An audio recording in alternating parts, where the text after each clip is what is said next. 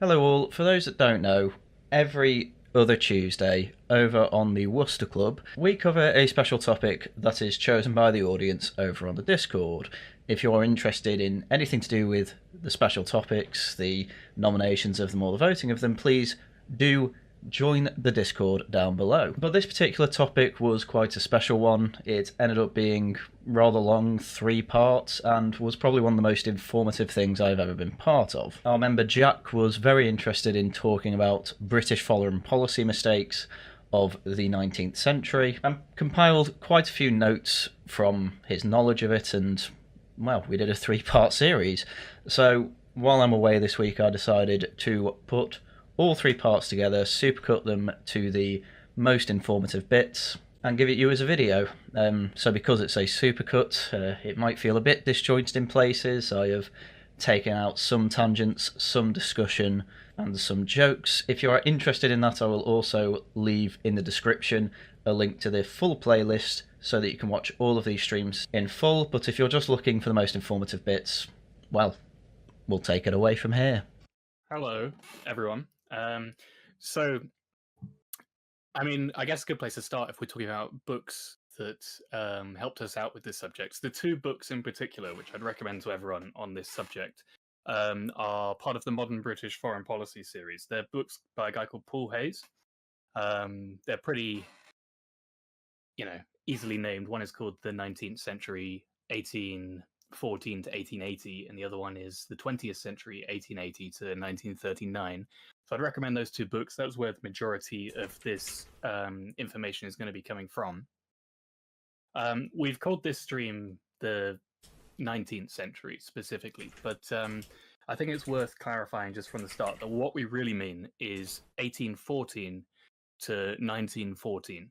So it's still 100 years, but the reason why it's the weird dates, I'm sure everyone knows, but just in case there's someone in the audience listening to this at some point who is unsure what these dates, what the significance of these dates are, 1814 marks the Congress of Vienna, or the start of the Congress of Vienna. It goes on into 1815. So this is a map of Europe in 1815. So this is what the Congress of Vienna comes to decide. Anyway, Congress of Vienna, they all get together to basically say, after the Napoleonic Wars, how are we going to redraw the map of Europe in such a way that there is some stability? Because the Napoleonic Wars, as I'm sure everyone knows, 20 years of, at the time, the bloodiest warfare that history had ever seen. I mean, the scale of the army sizes massively increased during that 20-year period. So we're starting with this period because this is the point where all of the great European powers, I will circle said European powers for you here. So there's the United Kingdom, obviously.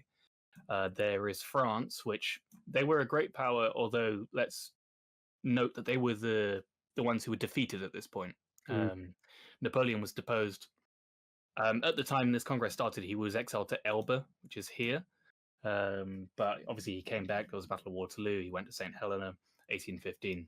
There is Prussia and the Empire of Austria and the Russian Empire. So these are the 5 great powers of Europe and the world at this point.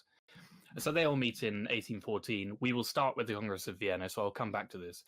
1914, I think more people will be able to understand why this is the end date. It's the start of the First World War. What we see in this 100-year period is what they call it the Pax Britannica. It's a play on the Pax Romana, the Roman peace. It's essentially a period of 100 years where there isn't a period of major warfare on the scale that you saw in the Napoleonic Wars or in the First World War.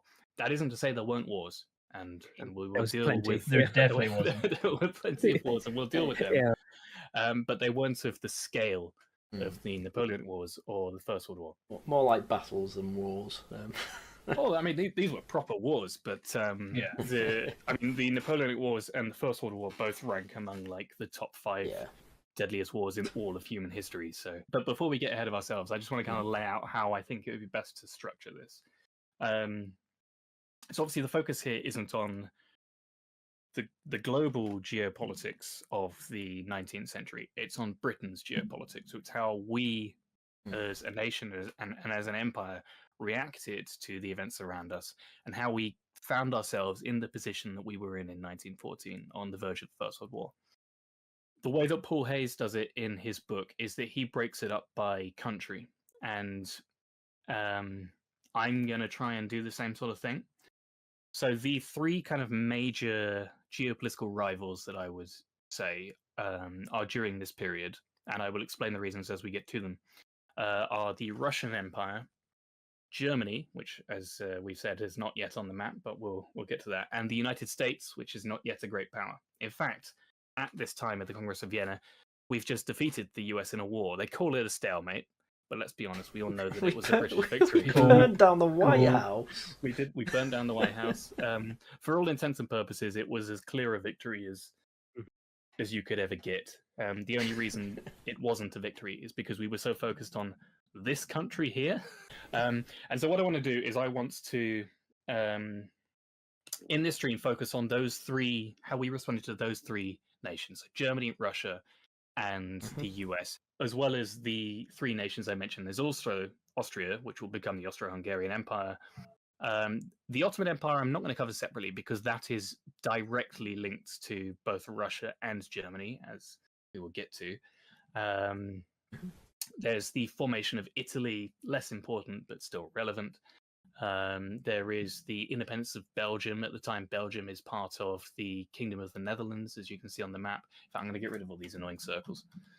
So at the moment, it's the Kingdom of the Netherlands. That will split Belgium, become independent. That's a major thing. There is Greek independence, which is one of the earlier things to happen in the 19th century, although I don't think we'll get around to dealing with it unless we do it in the context of Russia, just because it's not that important. There's the issue of Spain and Portugal. These are two declining empires, what to do with their colonies. There's a whole bunch of stuff to talk about, but we're going to focus on Russia, Germany, and the US. So I figure it's best to start with the Congress of Vienna and to specifically outline what the main issues were, what each country wanted from the Congress, how things ended up, what this meant for the next century. Then we can go into, I think we'll start with Russia. It makes sense too. I'll explain why in a minute. Then Germany, then the US. And then after that, if we have time, we'll dissect it, explain what went wrong. And what went well. We did some things well. So end of the Napoleonic Wars. I'd say the kind of the two major issues facing the Congress of Vienna as they redrew the map of Europe in 1814 and 1815. The two major issues were, one, what to do with the Ottoman Empire. The reason why this was such an issue is because the Ottoman Empire would come to be known as the sick man of Europe. They were rapidly in decline. They couldn't keep up with the economies of the Western powers, which were starting to industrialize at this point, which had global colonial empires, which meant that they could import cheap goods from abroad, which was basically the entire point in the British Empire. And so this entire century is a bit of a pain because the Ottomans are starting to decline. And what that means is that you get the Balkans here. You get all these different countries, Serbia, Bulgaria, all these various places trying to become nationalist independent states. The reason why this is such an issue is because, one, you have the Russian Empire here. Russia is particularly interested in this region. The reason why it's so interested is because Russia is a Slavic Orthodox nation. Most of the people living in the Balkans are Slavic Orthodox individuals. And so there's almost a religious crusade within many of the factions within the Russian imperial court to take over these lands and to prop them up and to support them. There's this idea of pan-Slavism that comes about. And so the next century will see Russia particularly aggressive in this region. This is a concern for Britain because this is the British Empire in 1898. So this is a long way after the Congress of Vienna. But what you can see here is our most important imperial asset, which is India. There are two ways that we are connected to India. One is around Africa, which is why South Africa is so important. And the other way, when we eventually build the Suez Canal, and even before it, is through the Mediterranean, through Egypt. Which is why we have Gibraltar as well, I take it. Yeah, one of the things you'll notice about British overseas territory that we still keep is they're all in strategically important places. So we have the Falklands here. Obviously, shipping has to go that way. We have Gibraltar here. We eventually get Cyprus. We don't have it at the moment, but we will get to that. Same with Malta. You get the idea. Yeah. So Russia here, they are starting to encroach into Eastern Europe with the declining Ottoman Empire. This is why it's a concern to Britain. We have significant financial interest in this area. And a particularly big reason why we were so paranoid about it is that during the French Revolutionary and Napoleonic Wars, France did actually attempt to take Egypt specifically to threaten British trade to India. That was one of the campaigns that Napoleon undertook in 1798. And so there was a lot of paranoia surrounding the Eastern Mediterranean in Whitehall for that reason. So that is why the decline of the Ottoman Empire is so important to Britain. It's also important because of Austria. At the moment, it's Austria. It will become the Austro-Hungarian Empire. The issue Austria faces is that they were the main kingdom of the Holy Roman Empire, and the Holy Roman Empire is now gone. Over the next century, Prussia begins to, and this is kind of starting to fade into Germany, which is the next big point, but Prussia will begin to flex their muscles, and they will basically push Austria out of the German sphere of influence. And in order to survive, Austria and Hungary will form the Austro-Hungarian Empire. It will be a kind of confederation. And one of the big issues they face is how multicultural they are as an empire. So they have loads of different groups of people, Magyars, Slavs, all of these groups that will become increasingly more nationalistic as the century goes on. On the border of all of these countries that are starting to gain independence from the Ottoman Empire and forming national kind of ethnic states. So it begins to destabilize the Empire of Austria. So that's why the Ottoman Empire is so important. The other big issue, as I mentioned, is Germany.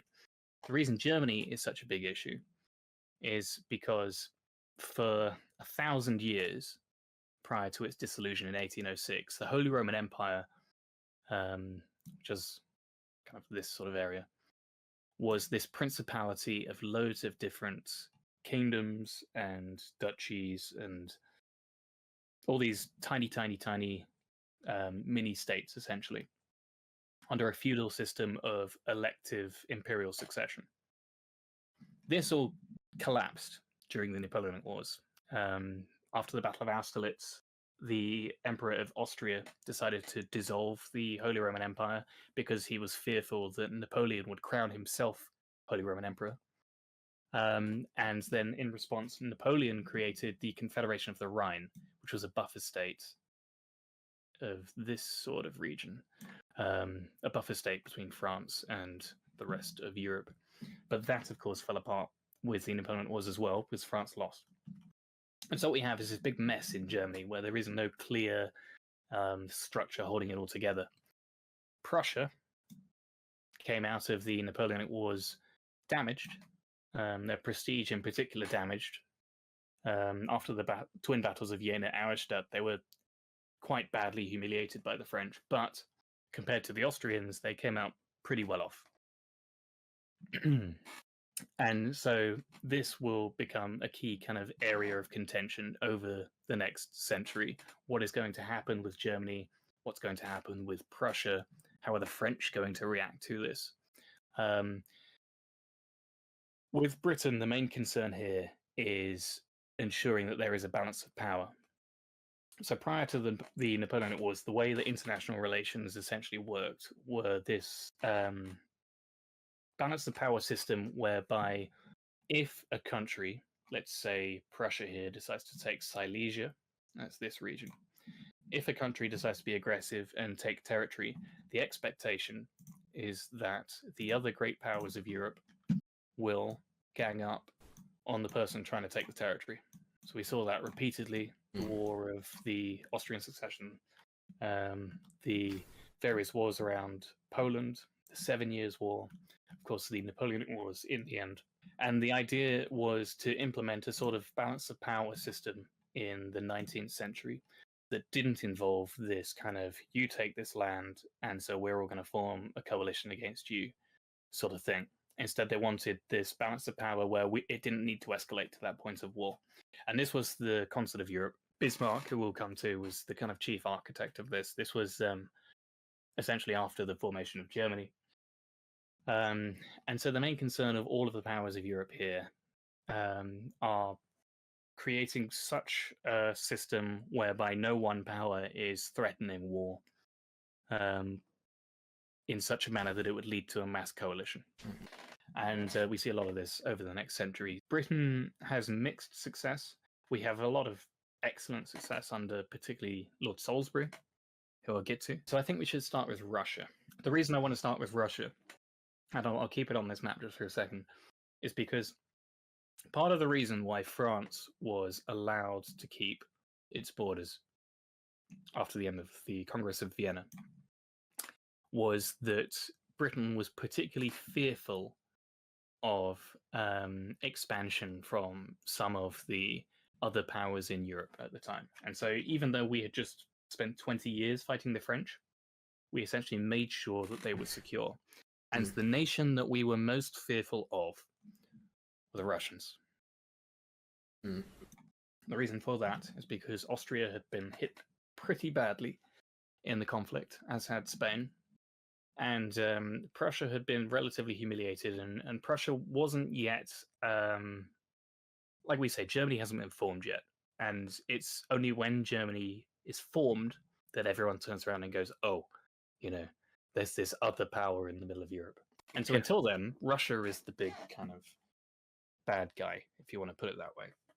It's kind of amazing how in less than 100 years Germany's formed and has already been a major part of two of the bloodiest conflicts on planet Earth. Yes, well, we were talking about balance of power. Yeah. Part of the issue with Germany is that they very much upset that balance of power. Yeah.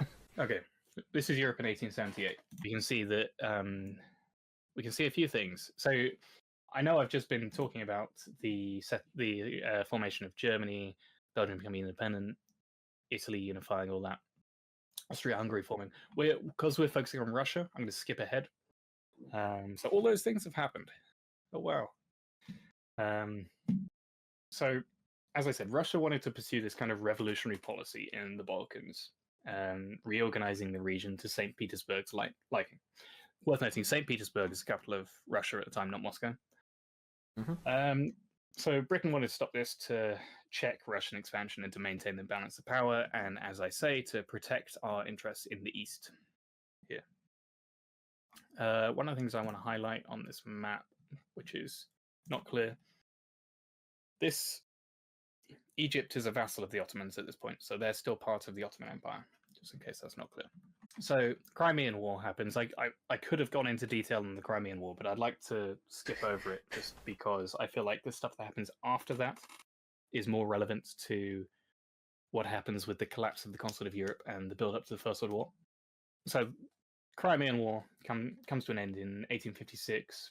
Russia's ambitions against the Ottoman Empire, which I've already explained, begin to decline temporarily.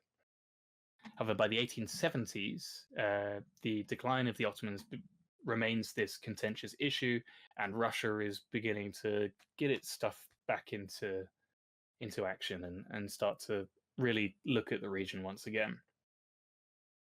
Particularly, they need the warm water ports of the Crimea, and they're also upset about the closure of the Bosphorus, which is this strait here. It closes their fleet in. Their fleet wasn't allowed to sail into the Mediterranean after the Crimean War, so they weren't very happy about that. Austria-Hungary is particularly interested in this region, not just because of all the things I said about the fact that there's all these nationalistic ethnic states attempting to gain independence on their border. Contentious because a lot of the people within the border share that same nationality. There's also the fact that the Danube, which is kind of roughly there-ish, is very important for their trade. They trade a lot on the Danube. And so they're very interested in this region as well. So, as I said, Britain needs the Ottoman Empire to be somewhat stable because of our links to India through Egypt here. So interest reopened in the Balkans because there were several revolts in 1875. And the Austro-Hungarians were terrified of the possibility of Balkan nationalists forming nations, as this would threaten their own confederation. And so they worked hard to make sure this didn't happen.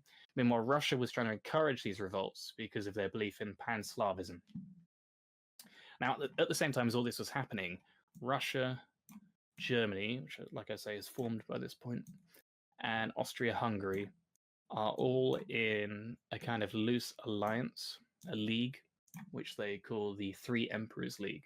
So the way this works is that if one of them has an issue, they're all supposed to help each other out. And the reason why this formed was because in 1848, there was a series of revolutions all across Europe that came largely from the liberal academia, and it threatened a lot of the monarchies of Europe.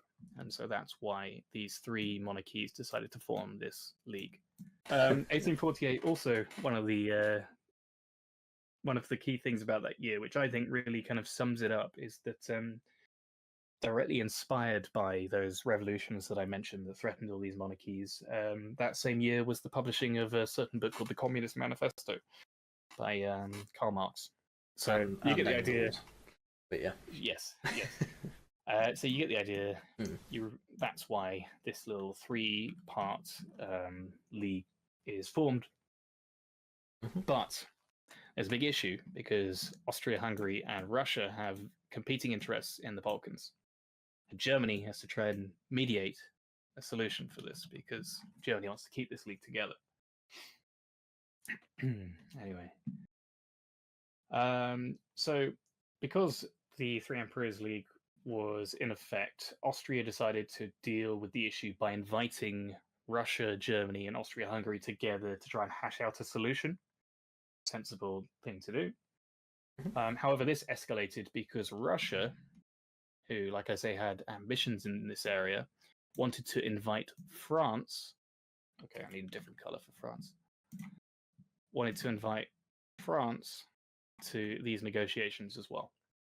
And the reason why Russia wanted France in these negotiations are because Germany were much more likely to be supportive of Austria-Hungary in this, and the Russians thought that they could put more pressure on Germany from either side if they invited the French. Yeah. But there's an issue with that, because if Russia, Germany, Austria-Hungary, and France are all going to the meeting to discuss what should be done about these revolutions in the Ottoman Empire, you kind of can't really not invite the British Empire, which was the most powerful nation in the world at the time. Yeah. And so Britain was given an invite, and also Italy, but they're not so important. And crucially, the Ottomans, because Britain was essentially propping up the Ottoman Empire at this point, because, like I say, we had interests in this region, the Ottomans requested that Britain accept the invitation. And so we did. The demands that everyone came up with failed, and this process kept on repeating itself. So more revolts, the Ottomans still hadn't put it down. These three wanted to get together to hash out a solution, send some demands. Russia kept inviting France, which led to the Ottomans inviting Britain. And then the demands failed. This kept going on quite a bit. Yeah. And Russia started to get kind of wary because they realized that they were potentially isolating themselves from these two nations on their doorstep. And they didn't want to isolate themselves because that's how they lost the Crimean War. Within European geopolitics, one of the worst things you can do is isolate yourself. This is how we lost the American War of Independence. One of the wars, it might have been the 7 Years' War. I don't know if anyone can remind me. We were allied with Prussia, but we backed out of our alliance with Prussia because we thought they were about to lose. And because we backed out of our alliance with Prussia during this, I guess, the 7 Years' War, Prussia then stopped backing us, and we found ourselves diplomatically isolated from the rest of Europe. And so when the American Revolution kicked off, all of the rest of Europe ganged up on us, and that is why we lost that war, because we were more concerned with all of these guys than the Americans. Anyway, Russia, same thing happened to them in the Crimean War. They found themselves isolated, whilst Britain and France in particular fought them on behalf of the Ottoman Empire, and the Austrians in particular remained neutral during that period. And so Russia didn't want to isolate itself as it had done in the Crimean War. And so because of that, inevitably, Russia decided, fine, we're not going to keep just inviting France. We're going to accept that Britain has to be a part of this as well. So Britain was brought permanently into the negotiations, not just added at the end of each of it. And we were there to protect Ottoman interests. This eventually led to what was known as the Berlin Memorandum, which was this desire to create an armistice in the Balkans and to plan reforms. However, we got another hitch because Britain decided to reject the memorandum. It was Disraeli in power at the time. Disraeli was particularly unhappy because he felt that we were being dictated to as though we were Bosnia or Montenegro. And we're the most powerful country in the world. Yes, and he was pretty sick of all this, and so he sent the Royal Navy to anchor itself in the Dardanelles. Yeah. Right. How did that go? Well, it didn't necessarily change anything, but it was a threat. Yeah. And because of that, what happened is that Britain and Russia decided to directly discuss the issue with themselves, which cut out all of these countries. Which I take it they didn't like. Probably not. So it didn't involve Vienna or Berlin. And as this, one of the classic Whitehall tactics of the century was to be very slow in doing with anything. Because of the powerful position we were in, generally, as time went on, it made other people more desperate.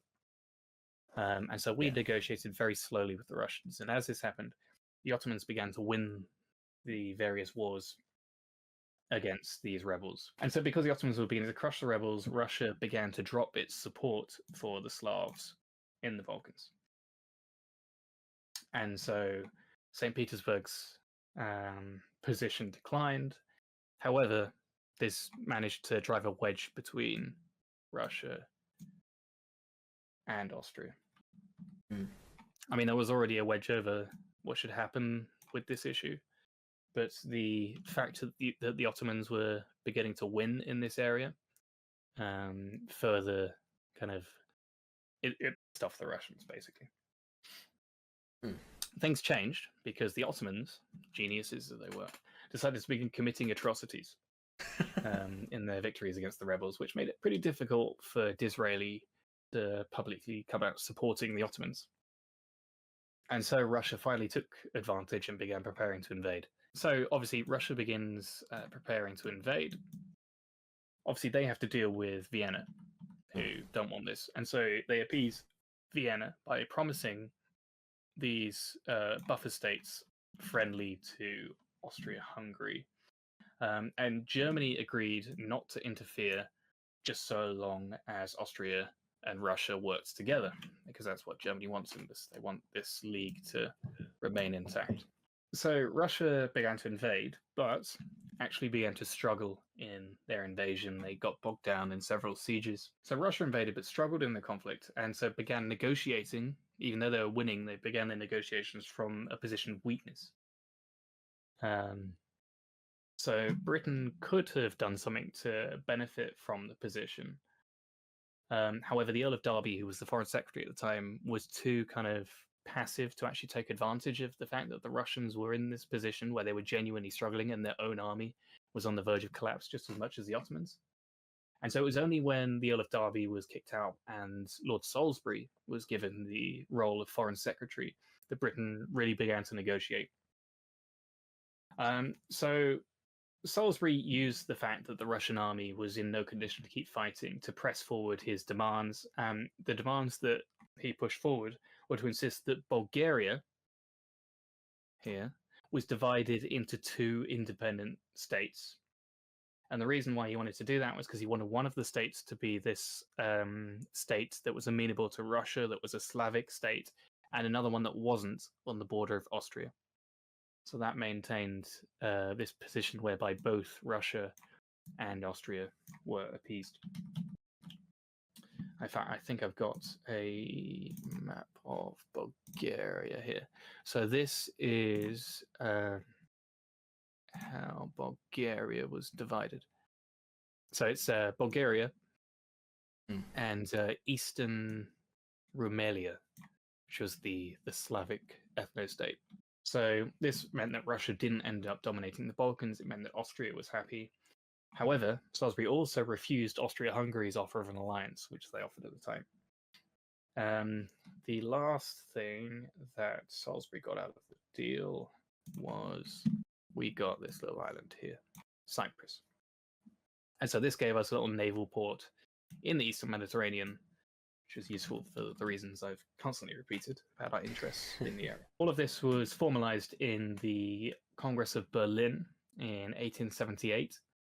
So this is a map of Europe in 1878. I hope this is accurate. I just Googled Europe in 1878 and this came up. And Britain's check of Russia here had harmed St. Petersburg prestige. Now, I'm not going to talk about this here because I want to talk about it when we get to Germany. But in 1888, so in 10 years from now, we managed to consolidate Egypt. And because we consolidate Egypt for ourselves, we're able to effectively abandon our policy of basically just propping up the Ottoman Empire, which, as you can see, is a bit of a pain. So Russia has been checked now in the Balkans, temporarily at least. So this, of course, is a map of the East. We have British India. So we took India from the East India Company in, I think it was 1858, possibly. It was around then. I don't remember exactly. It was after the mutiny. The Chinese Qing dynasty here. The independent states of Afghanistan and Persia here. You have this Gulf, particularly important to Britain because of the possible threat to our trade. Obviously, if you go around Arabia here, it comes up to the Red Sea and to the Mediterranean. Of course, what you'll notice about this map is Russia. So in 1878, same year that we checked Russia in the Balkans, there were fears beginning to grow about the possibility of a Russian invasion into Afghanistan. Now, I feel like it's pretty obvious why that's an issue. It threatens our position in India. And India was absolutely vital to British interests at this time. It was the crown jewel of our empire. It was by far our most profitable colony. In fact, most of our other colonies were there to purely facilitate our trade with India. So in 1878, things escalated because Russia sent a diplomatic mission to Afghanistan, to Kabul.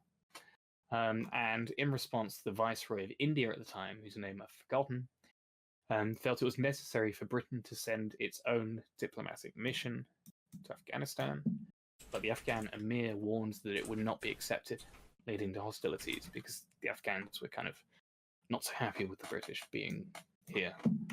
So it was Robert Bulwer Lytton, first Earl of Lytton, who was the viceroy at the time. Lytton, okay. Yeah, that guy. So he felt it was necessary for Britain to send its own diplomatic mission. But the Afghans weren't pleased about that. It's worth noting, this is just kind of my take on it, but I think that Russia's attempt at a diplomatic mission wasn't actually intended as hostile. One of the things you'll note about Russia, first, they've just very recently exhausted themselves in this war against the Ottomans that we've just covered. And so a war with Britain was not on the table. And what you'll notice about Russian policy, particularly in the east at this time, is that St. Petersburg was pretty much in the dark about what her generals and her armies are up to in the distant parts of Central Asia. So, for instance, they'd send a telegram over to London saying that the Tsar has absolutely no designs on the steppe, only to learn that they'd taken some place there and have to immediately rectify all of that. You have Russian high officers constantly pressing for continued military actions, with all of their juniors kind of clamoring for medals and for service pensions and things. It's also worth noting that the Imperial Russian offices for European affairs and for Asian affairs were separated, with the European affairs located in the Foreign Office and the Asian matters located in the War Office. And clearly these guys didn't communicate very well. So just worth noting that just because it would make sense for Russia to threaten British interests here doesn't mean that's what they were actually doing. And when we get to British mistakes, I think that's a pretty big factor when we come to it. So Salisbury had to send a message to St. Petersburg to deal with this Russian diplomatic mission into Afghanistan. And basically, Salisbury's idea was that he wanted London and St. Petersburg to directly settle this themselves without having to consult Kabul. So the two powers talking amongst themselves.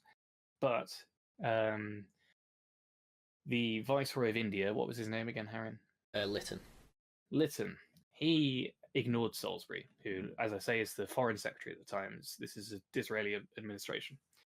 He ignored Salisbury and he decided to send his own diplomatic envoy to Kabul. Interestingly enough, the guy that was sent as the diplomatic envoy was a certain Neville Chamberlain. Chamberlain was promptly blocked en route, so he never made it.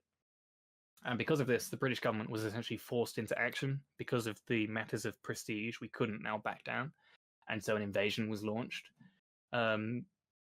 At first, the invasion actually went fairly successfully, despite what everyone thinks about the Anglo-Afghan wars. Afghanistan conceded, and they put themselves at the mercy of British foreign policy in exchange for a subsidy, which is largely how we got a lot of nations into our sphere of influence at the time. And the reason why we wanted all these nations in our sphere of influence was because we wanted access to their markets. So things seem to have gone well, but in 1879, so the next year, there was a mutiny in Afghanistan among Afghan soldiers, which led to a British massacre, which once again reignited the conflict. And whilst this conflict ultimately resulted in victory, it saw a few British setbacks and even a few defeats. Ultimately, this whole situation, if you ask me, should have been avoided, with the problem entirely hashed out between St. Petersburg and London and not Kabul. This is very, very revulsive of me, but I've been reading the Wikipedia as well. Apparently, there was a deadline that the British set where if we don't hear anything from you, then war be declared. And Sher Ali sent a messenger to Peshawar, but failed to arrive on time, and was turned away because the invasion already began. So this was actually avoidable, and partially. Although what I will say is that that is often how war kind of worked in those days. You couldn't just invade for no reason. You needed a casus belli. So if we fast forward just whilst we're still in this region, Afghanistan wasn't the only place where there was conflict between Russia and Britain in this region. Persia, particularly towards the Gulf here, was cause for more tensions between Russia and the British Empire. In 1896, so this is a few decades later, the death of... This is, by the way, when Lord Salisbury, he's no longer Foreign Secretary at this point, he's Prime Minister, although he also held the position of Foreign Secretary alongside being Prime Minister. So the death of the Persian Shah in 1896 basically caused the entire country to collapse into infighting, which, because they bordered Russia, meant that Russian intervention was practically forced. It was pretty much necessary. And so Russia began to intervene from the north. And so this saw significant disagreement on how to deal with the issue between Lord Salisbury, who was Prime Minister at the time, and the Viceroy of India. This time, the Viceroy of India, I know this one, it was Lord Curzon. Lord Curzon, he took over as Viceroy of India from Elgin in 1899. Curzon, he was pretty rash, and he felt that Britain needed to be pretty direct in the surrounding countries. And for every bit of territory that Russia claimed, it needed to be checked by a bit of territory that Britain itself claimed. Specifically, Curzon believes that the approach in the East didn't need the same tact as that which we had in Europe due to the lack of great powers in this area. It was just Russia. There wasn't anyone else around here. And there was also disagreement between Curzon and Salisbury, because Salisbury, so the Q8, just here, were worried about the possibility of Germany basically taking them. And so the Emir, I think he's an Emir, he's either an Emir or a Shah, one of those, decided that he would prefer to be under British protectorate. And so he offered the place of Q8 as a protectorate to Britain, which Salisbury decided to decline because he was worried about upsetting Germany. And Curzon was pretty upset about this, putting Germany here, especially given Britain's strategic interests in the Gulf. And so as such, Curzon decided to make a public dispatch basically stating that any gains that Russia made from Persia would be met with equal gains from Britain. Salisbury feared that this could escalate into a protracted war, and specifically what he was fearful about was a protracted war deep inside Persia, away from the Gulf. And the reason why he was fearful of this was that Britain's greatest strength at the time was the Royal Navy. Wow. So, yeah, our expeditionary army was tiny considering the size of the empire. yes, and when we get to the First World War, there'll be a lot to say about that. So the Russians offered a loan to the Persians. They wanted to access their market on the basis that any future loans that they took had to be from Russia. They couldn't accept any more loans from anyone else. Britain tried to counter it by offering its own loan, but it was declined. Specifically, the fact that we were offering a loan to counter this shows that we were starting to be a bit more assertive. Salisbury was on his way out at this point. He was starting to get kind of old. He only had a few more years left. And Curzon was particularly assertive in this area. Had Russia continued, a war definitely would have been inevitable, but Russia didn't actually expand much more. And Curzon's assertiveness here in this region had once again checked Russia's expansion. So far, it seems not too bad, because we have two theaters where Russia has been expanding, in the Balkans and in the East. And in both of those places, we have managed to check the Russians.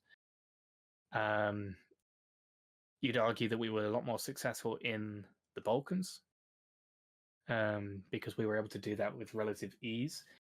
A bit less successful here because we had to be a little bit assertive and upset these bordering powers. But we get the end result. So that's Russia. We'll come back to what all this means when, like I say, we get to the First World War. But I feel like we can't really go any further now without talking about Germany. This is Europe in 1885. I like this. This is a clearer map than the other one we used. So this 1880s were a big decade for a few reasons. One is, so Gladstone came into power. He won the election over Disraeli. And that meant that Disraeli and particularly his foreign minister, Lord Salisbury, were taken out of office. Gladstone, you know how much I praise Gladstone for his economic policy. His foreign policy was not as strong, and we'll see that in just a second. So there's that. It's also a big deal because we've just had Russia be checked. The US has come out of their civil war. They're more centralized than ever, and they're quite energetic.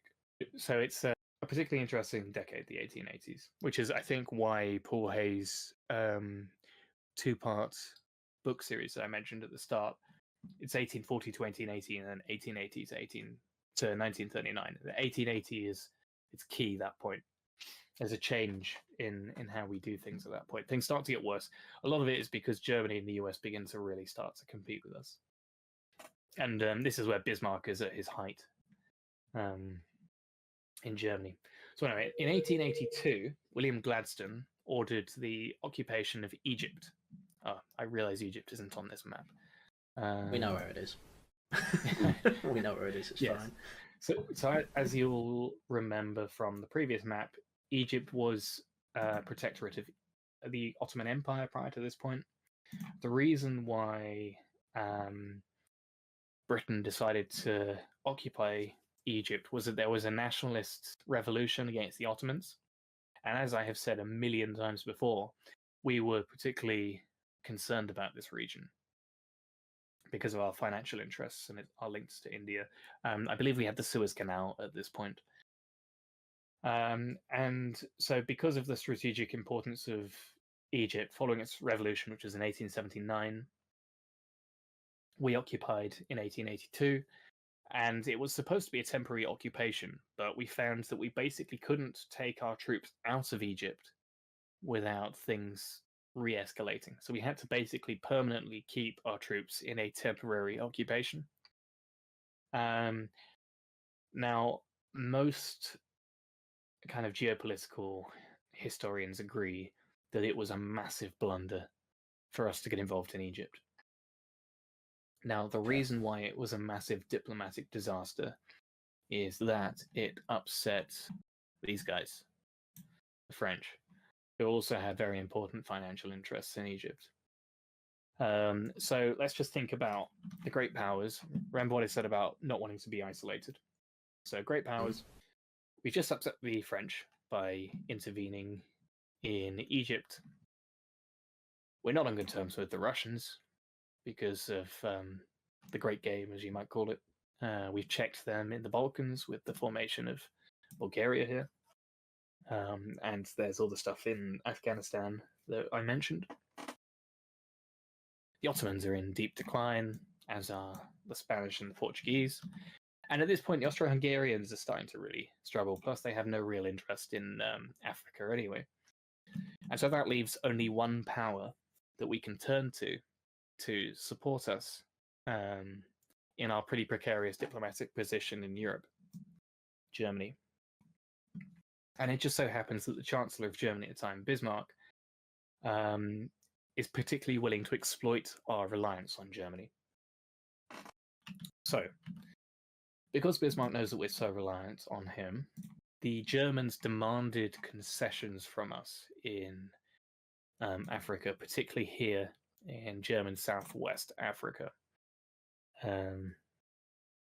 Basically, the way it worked was that we stopped competing with Germany for colonial rights in these places as part of our concession for Germany not isolating us over the issue of Egypt.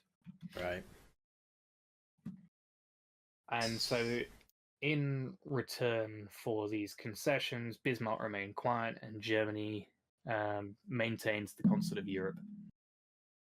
So Salisbury came into office in 1885. Gladstone leaves, Salisbury comes in, and he immediately inherits this disaster of a geopolitical situation.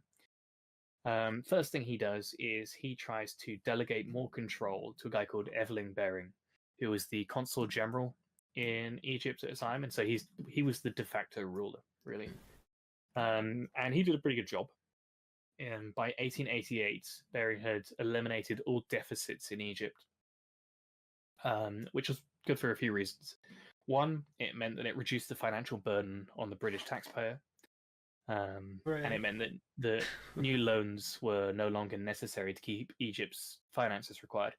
This was important because it prevented Germany or France from leveraging their position by providing these loans. So that was no longer an issue. And so we became less reliant on Germany and France in in the area. And so this issue is starting to relieve itself. As all this is going on, Bulgaria here, which was the check against Russia, which was what kept Austria-Hungary happy in 1878. It was Salisbury, like I say, who masterminded this, the Congress of Berlin. Bulgaria began to unify. Now, this sounds pretty bad, because you think it would undo all the things we mentioned in 1878, but it actually worked out in our favor. The reason why it did was because the Bulgarian prince, a guy called Alexander, was defiant to Russia. So Russia was not happy with the unification of Bulgaria. Vienna was, because it was not an ethno-state that was forming. So, once again, you have Austria-Hungary and Russia at odds with each other in the Balkans. And I'm guessing Germany's going to get involved, yeah. Berlin is particularly concerned and does not want to offer involvement in the issue. And the reason why Germany doesn't want to get involved is because of their little league. Yeah. They don't want to tear a wedge between it. They don't want to tear it apart. Bismarck was particularly concerned with maintaining the concert of Europe. So, Vienna couldn't turn to Berlin for support. So who did the Austro-Hungarians turn to? Hello. Us. So following the Serbo-Bulgarian War, which was a war between Serbia and Bulgaria, which Bulgaria ended up winning, the unification of Bulgaria was secured. So this became one state. This caused the French and the Italians, who were opposed to this unification, to acknowledge the issue and to withdraw their support from Russia. So Russia began to find itself isolated from France and Italy. And it also meant that the Ottoman Empire was forced to acknowledge Bulgaria. And so Russia finds itself isolated, and this is the no-no in politics. And so in order to solve that, Russia decides to acknowledge Bulgaria. And they were the real issue here. And so what Salisbury's done here is he's managed to get support from one of the other great powers, Vienna, who otherwise weren't interested in London's affairs. Keeping in mind this is going on at the same time as the Egyptian crisis. This is all in context. And also he's increased British prestige here by basically ending Gladstone's isolationist policy and getting us once again heavily involved in the European stage and giving us a respectable voice on the continent. So, we've got Vienna's support, and we've got less reliance on Germany as a result, and so the French can't really do anything about this. Plus, there's the whole thing I said about the finances in Egypt improving. The next potential issue that we faced was France and Germany aligning. What we did to prevent this from happening was to very publicly and very strategically not contest claims in Africa, particularly these ones in West Africa. So these kind of brown areas are Germany, and this is France. We have Nigeria here and the Gold Coast. And Sierra Leone, yeah. Where we released all the slaves. Yeah. One of the other weaknesses, which we'll have to come back to when we summarize all of the problems we're about to see, which is that even though Salisbury's trying to contain British claims in Africa in order to keep the French and the Germans appeased so that they don't get together to go against Britain, he has a real tough time. And the reason he has a real tough time is because a lot of the way that British colonialism worked was that it wasn't state-sponsored. It was a lot of groups and wealthy individuals going to these places. Famously, there was Cecil Rhodes in South Africa, to give an example. And they were aggressively expanding into all of these places. In fact, we wanted to let Germany have most of this, but because of Cecil Rhodes, we took most of this region. And the reason why it links to the Liberia stuff is because one of the, I guess you could call it a casus belli if we're going to keep that trend up. One of the justifications that was used by colonists when they went to Africa and all these other places was that it was to eradicate slavery in these places.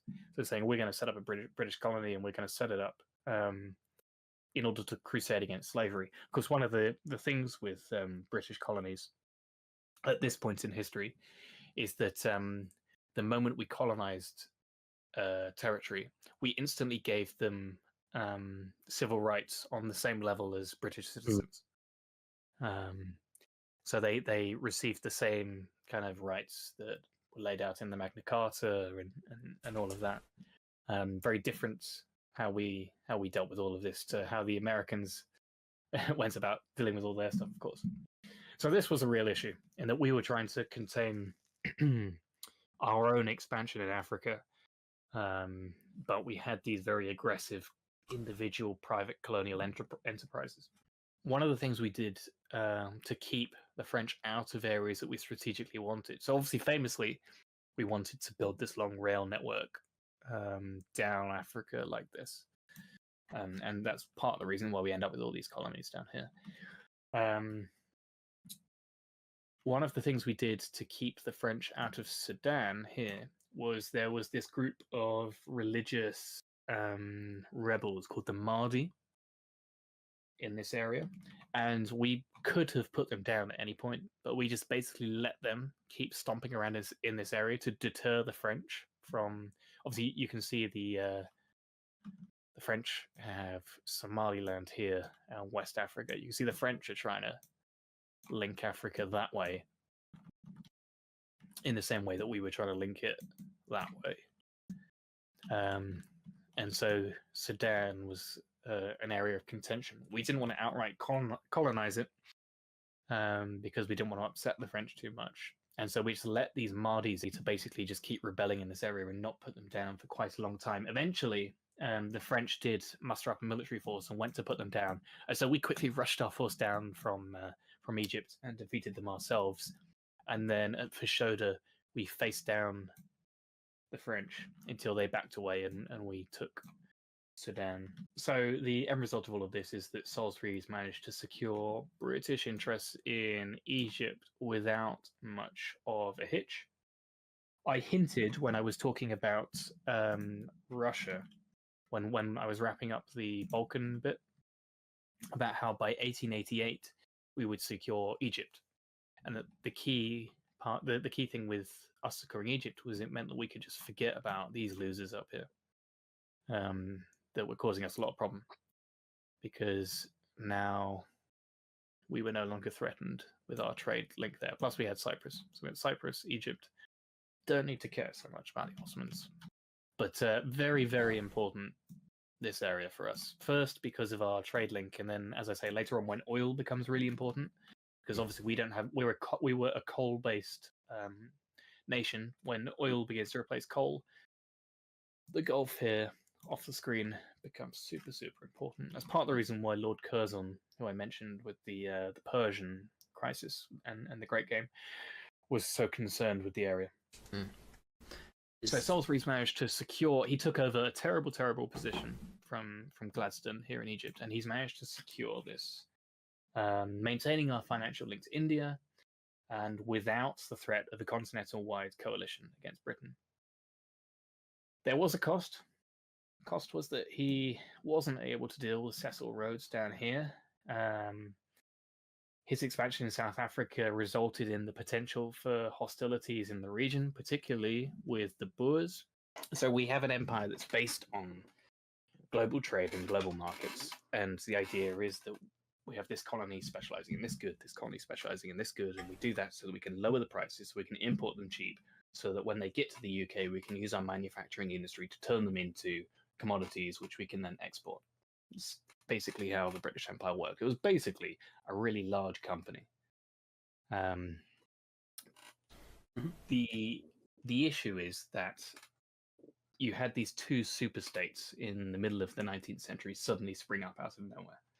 We addressed this a little bit when we were talking about the Congress of Vienna, but there was a big vacuum in the middle of Europe at the end of the Napoleonic Wars, where the Holy Roman Empire had been, and which nobody had filled, because it was the Confederation of the Rhine during most of the Napoleonic Wars, a French buffer state, but that was removed. And over the first 50, 60, 70 years of that century, it was Prussia that very slowly and very strategically took advantage until at the end of the Franco-Prussian War, they declared the Second German Reich. The painting on the screen is of the Siege of Paris, which was the kind of final push in that war that led to Prussian victory. And the big issue that Germany caused us is that Germany happens to be extremely rich in a lot of natural resources that we also possess that gave us an advantage, including coal and iron. And so suddenly they were able to take advantage of all of these global markets that we'd set up and import them into Germany and start competing with us in exporting all of this produce. And so we no longer essentially had this advantage that we had prior, because there was a nation that actually actually had the financial muscle to compete with us, and the US did as well, as we'll see. Well, leave that for next week. Yeah.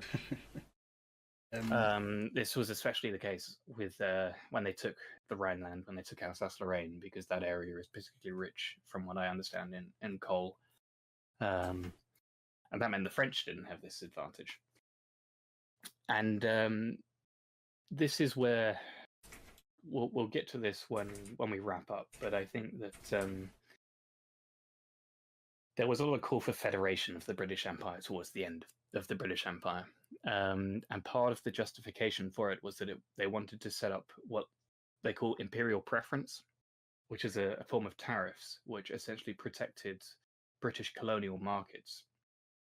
And basically said that we can take this produce that we've got from our massive overseas empire for free, but anyone else would have to pay a duty or a tariff to access it. And part of the justification for why we pushed for this was that Germany and the US were able to pop up and take advantage of the fact that we had a free trade policy, which meant that, sure, this cocoa from this colony might be super cheap, but it's also super cheap for these guys.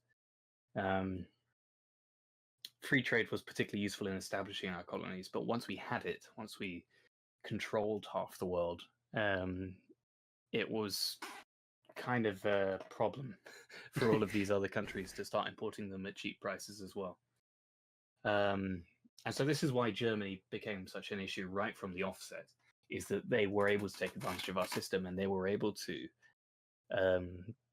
genuinely compete with us in an industrial level like no one else could, because the Russians, they were still a serf-based feudal agricultural economy. France, basically the entire century, France was changing its government from a kingdom to a republic, to a kingdom to a republic, to a kingdom to a republic. It had revolutions every other day. The only other kind of major power other than what would become Germany in Europe was Austria-Hungary, and we touched on some of their issues last time. They were experiencing the same decline as the Ottomans, really, and they had a lot of issues with having a multi-ethnic empire in the Balkans, which bordered a lot of these states that wanted to get independence along ethnic, particularly pan-Slavic lines. And so the Austro-Hungarians couldn't really compete with us. The Italians were a brand new state, so they couldn't. The Netherlands split in half, and Belgium came into being, so they couldn't really. So it was just the Germans in Europe who had the industrial capacity to actually compete with us. In Europe in 1885, what happened is that these united into one country. And this upset the Russians because they united in such a manner where they were not on good terms with the Russians, which pleased Vienna.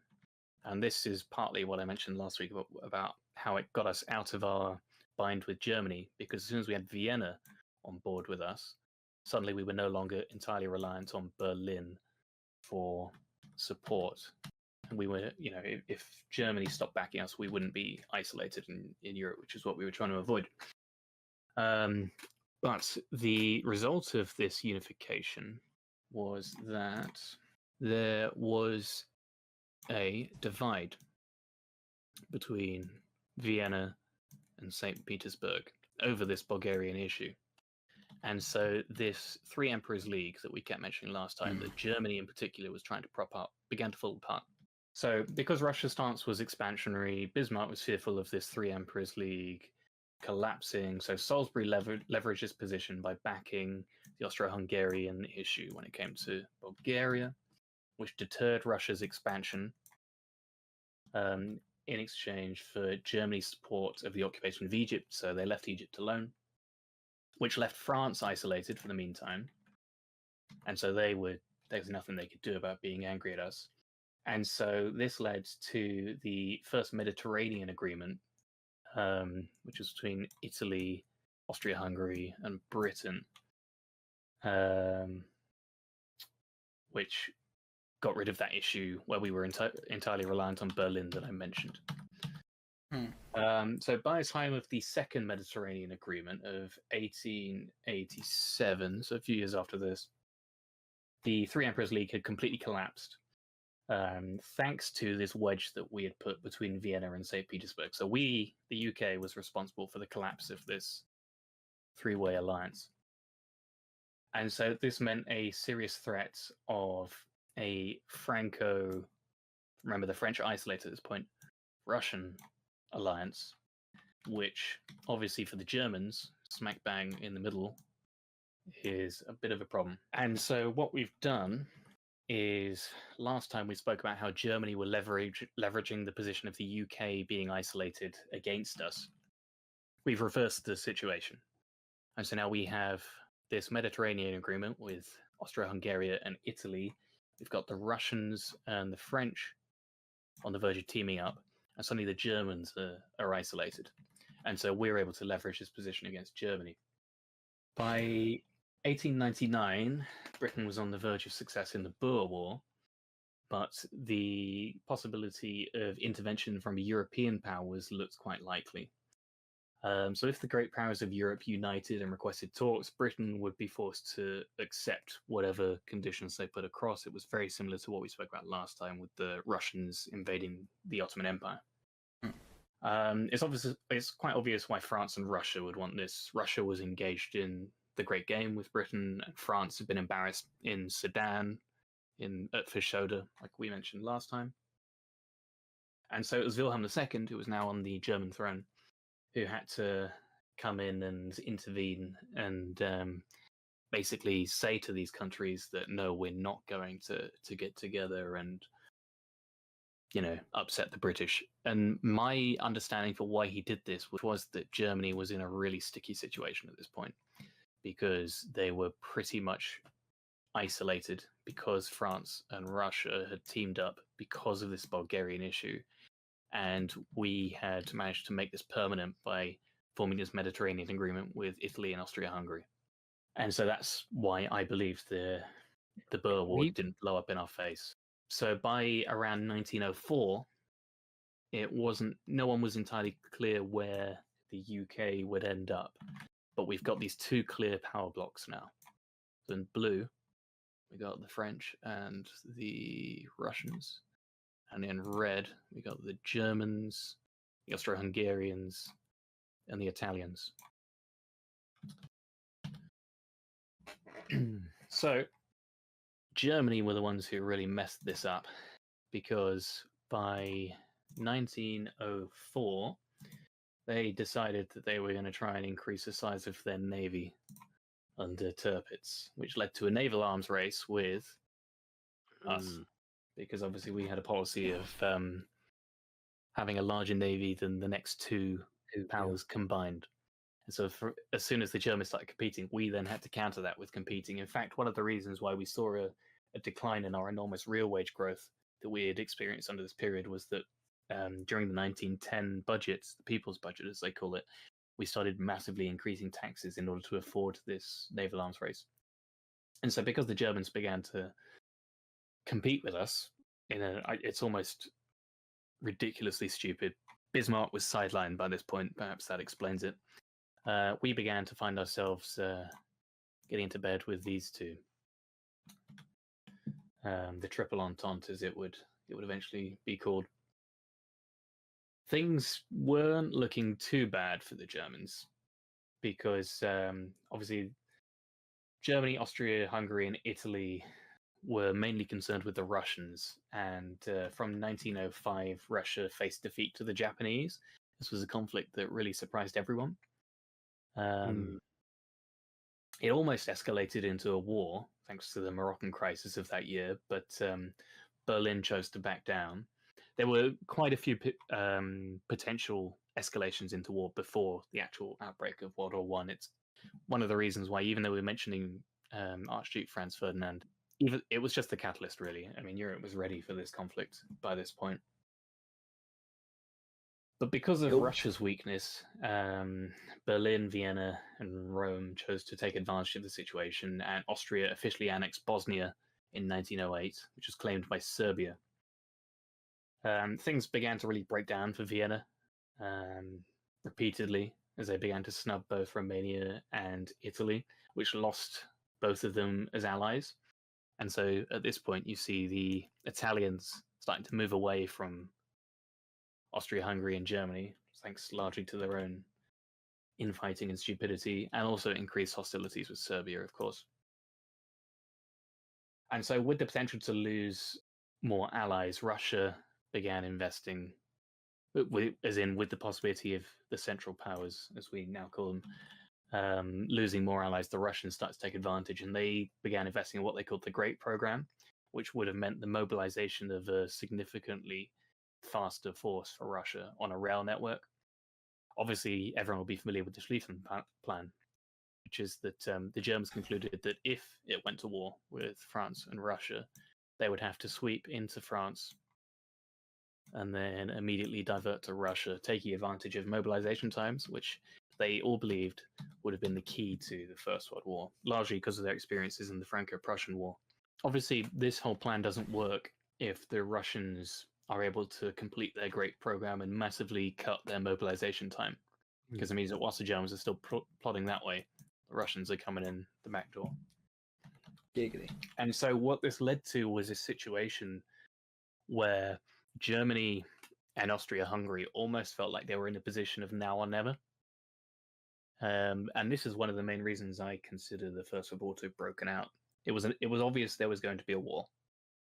And the Germans basically saw the window closing on them. I think this is a good time to talk about the First World War, because pretty much everyone else I talk to in our circle has a different view, which is that the First World War was the worst thing to ever happen to this country. And my position is, one, yes, it was.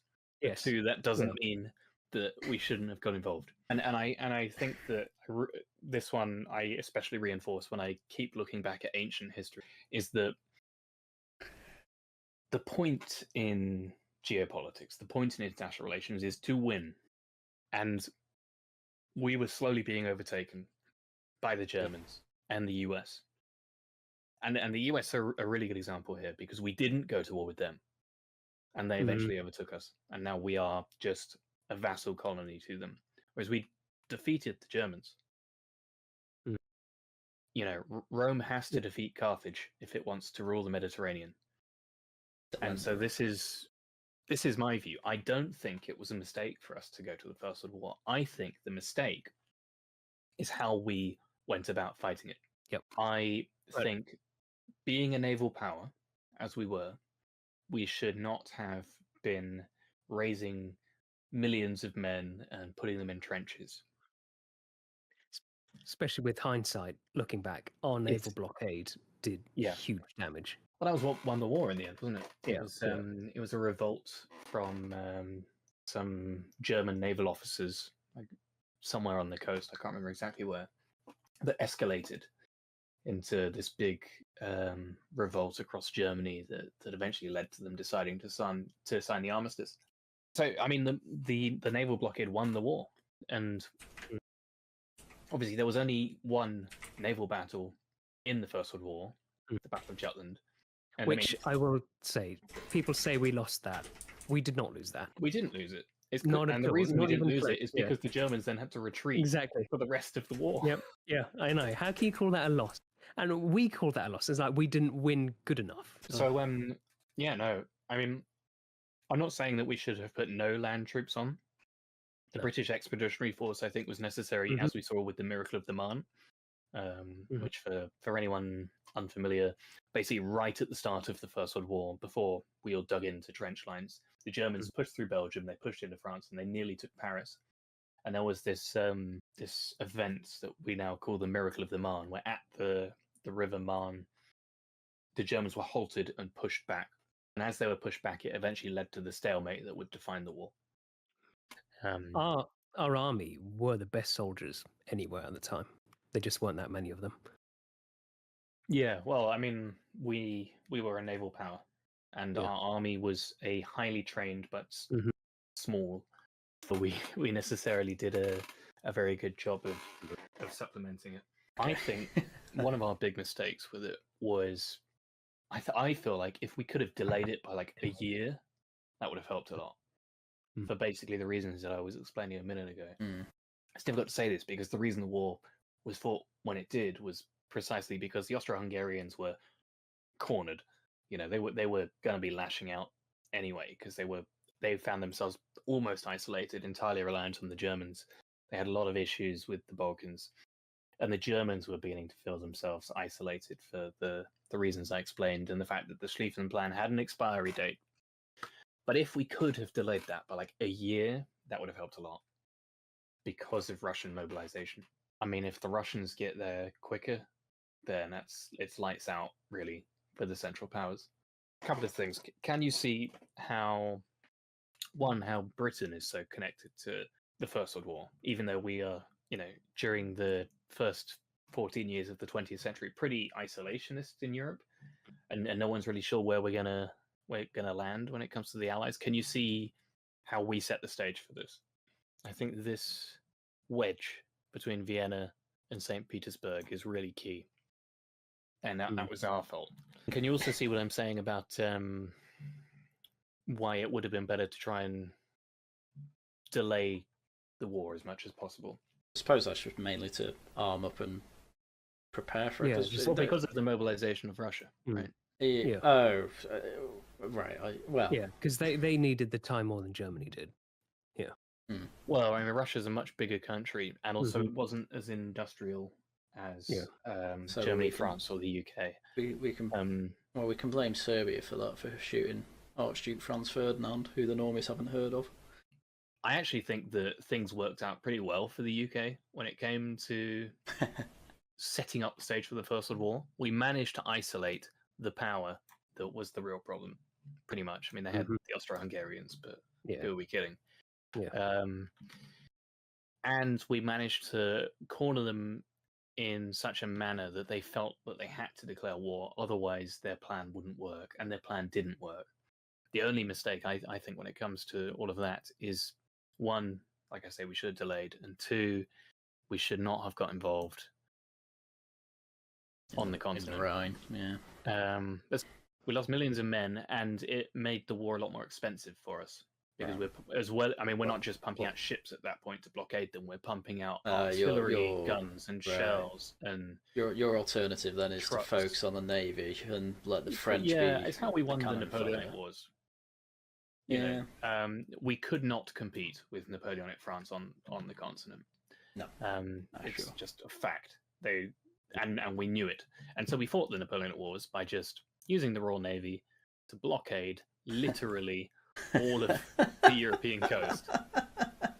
Yeah, and just paid Austria and Prussia and Russia to respectively start their own coalition wars against the French. As soon as the French were engaged in all of these territories, we began landing our own troops in Portugal and Spain. And we won the Napoleonic Wars. This region was a bit of a mess after the Napoleonic Wars because the Holy Roman Empire, which was kind of largely that period, that region, which had been around for 1,000 years, ceased to exist because the Austrians were terrified of Napoleon crowning himself Emperor of the Romans. So they dissolved the title. And so in response, Napoleon created this kind of region of German states, which he called the Confederation of the Rhine. But then after he was defeated, that collapsed, and It was just a big mess. And so there were two powers left in Germany, really, Austria and Prussia. And the next few decades saw this competition between Austria and Prussia to influence all these other places in Germany, so Bavaria and Württemberg and Saxony and so on. And Prussia won that race, and so Austria had to confederate with Hungary and focus on the Balkans. And so it was definitely seeable. And the way Prussia did it was genius. Bismarck essentially incited other powers into declaring war on Prussia, so Prussia didn't lose favor in the grand, international scene, and he was able to do it in such a way that Prussia had the advantages. So, just for instance, in the Austro-Prussian War, he got Prussia to declare war on Prussia. He got Austria to declare war on Prussia when Italy and Prussia were both allied against the Austrians. And so Austria lost the war because it was kind of fighting a war on two fronts. And he managed to coax Napoleon III, he was the Emperor of France at the time, to declare war on Prussia at the perfect moment for the North German Federation. And so the Prussians won the Franco-Prussian War because of that. And so it was definitely foreseeable. I guess it would have been better if Europe had actually sorted out this mess at the Congress of Vienna.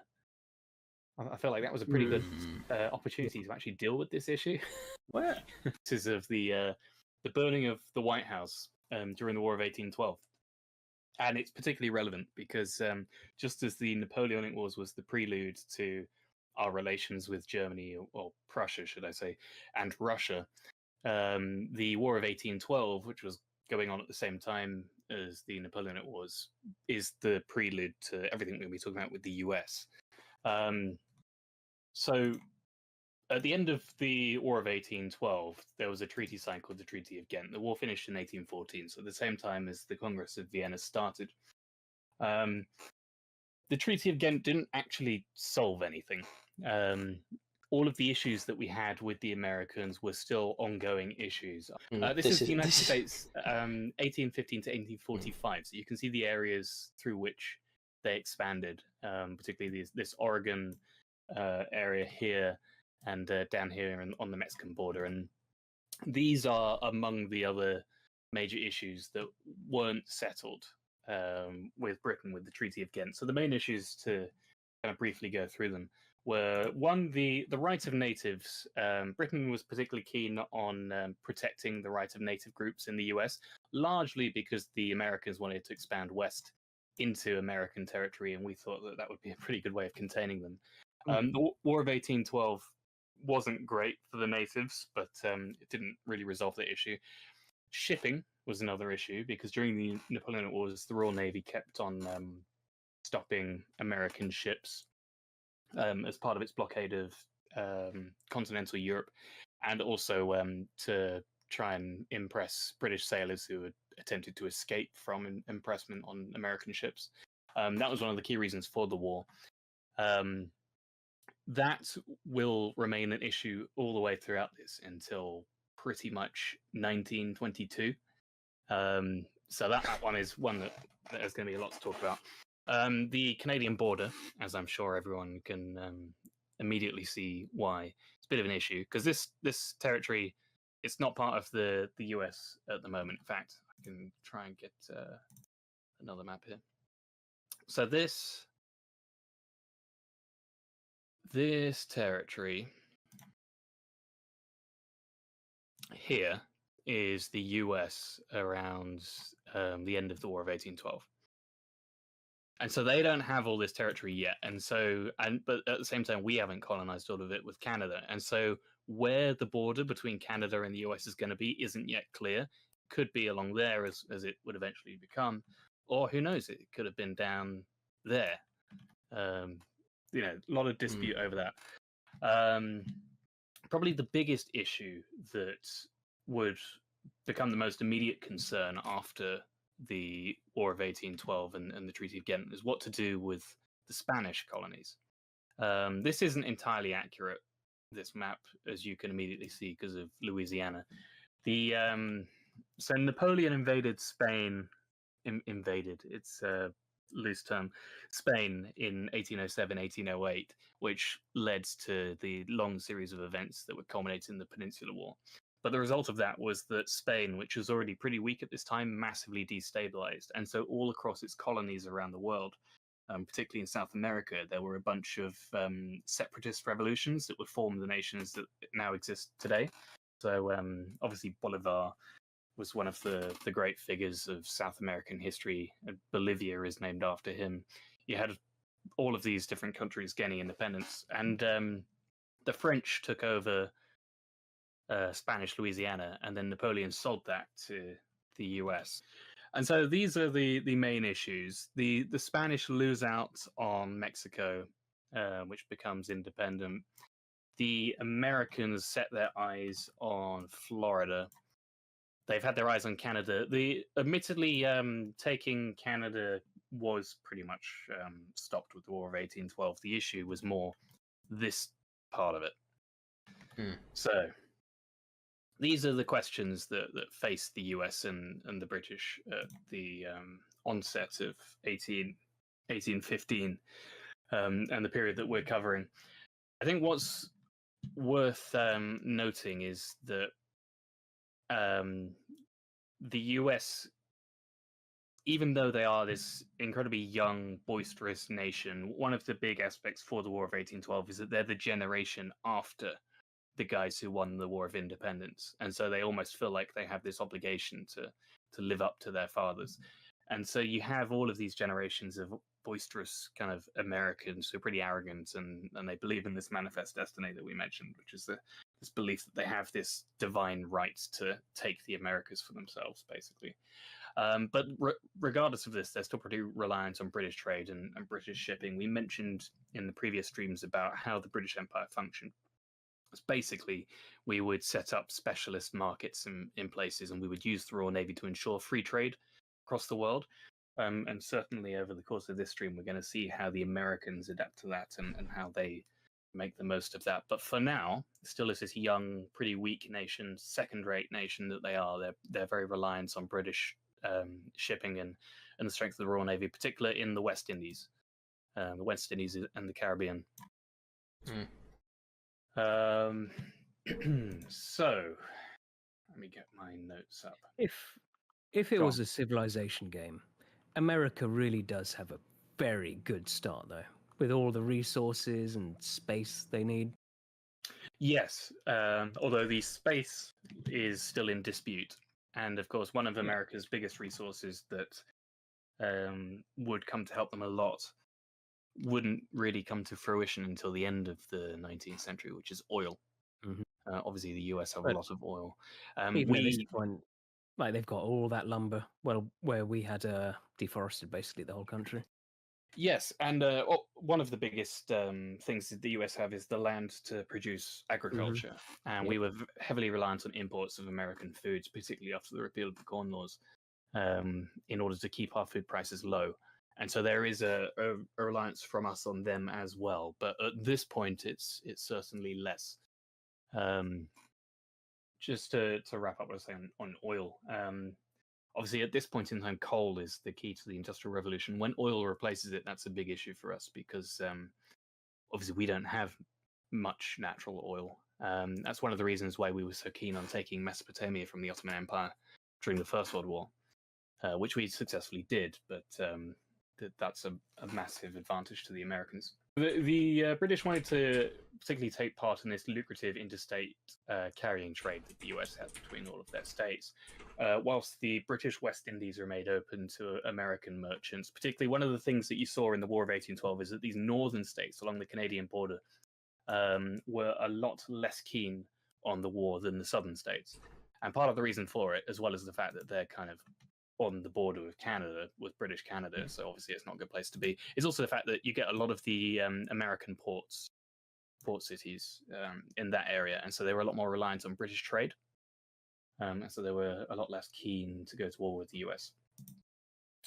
There was an attempt to settle all of the arguments that I have mentioned in the Convention of 1818, but pretty much nothing of value was gained from this attempt, largely because of intransigence from both sides.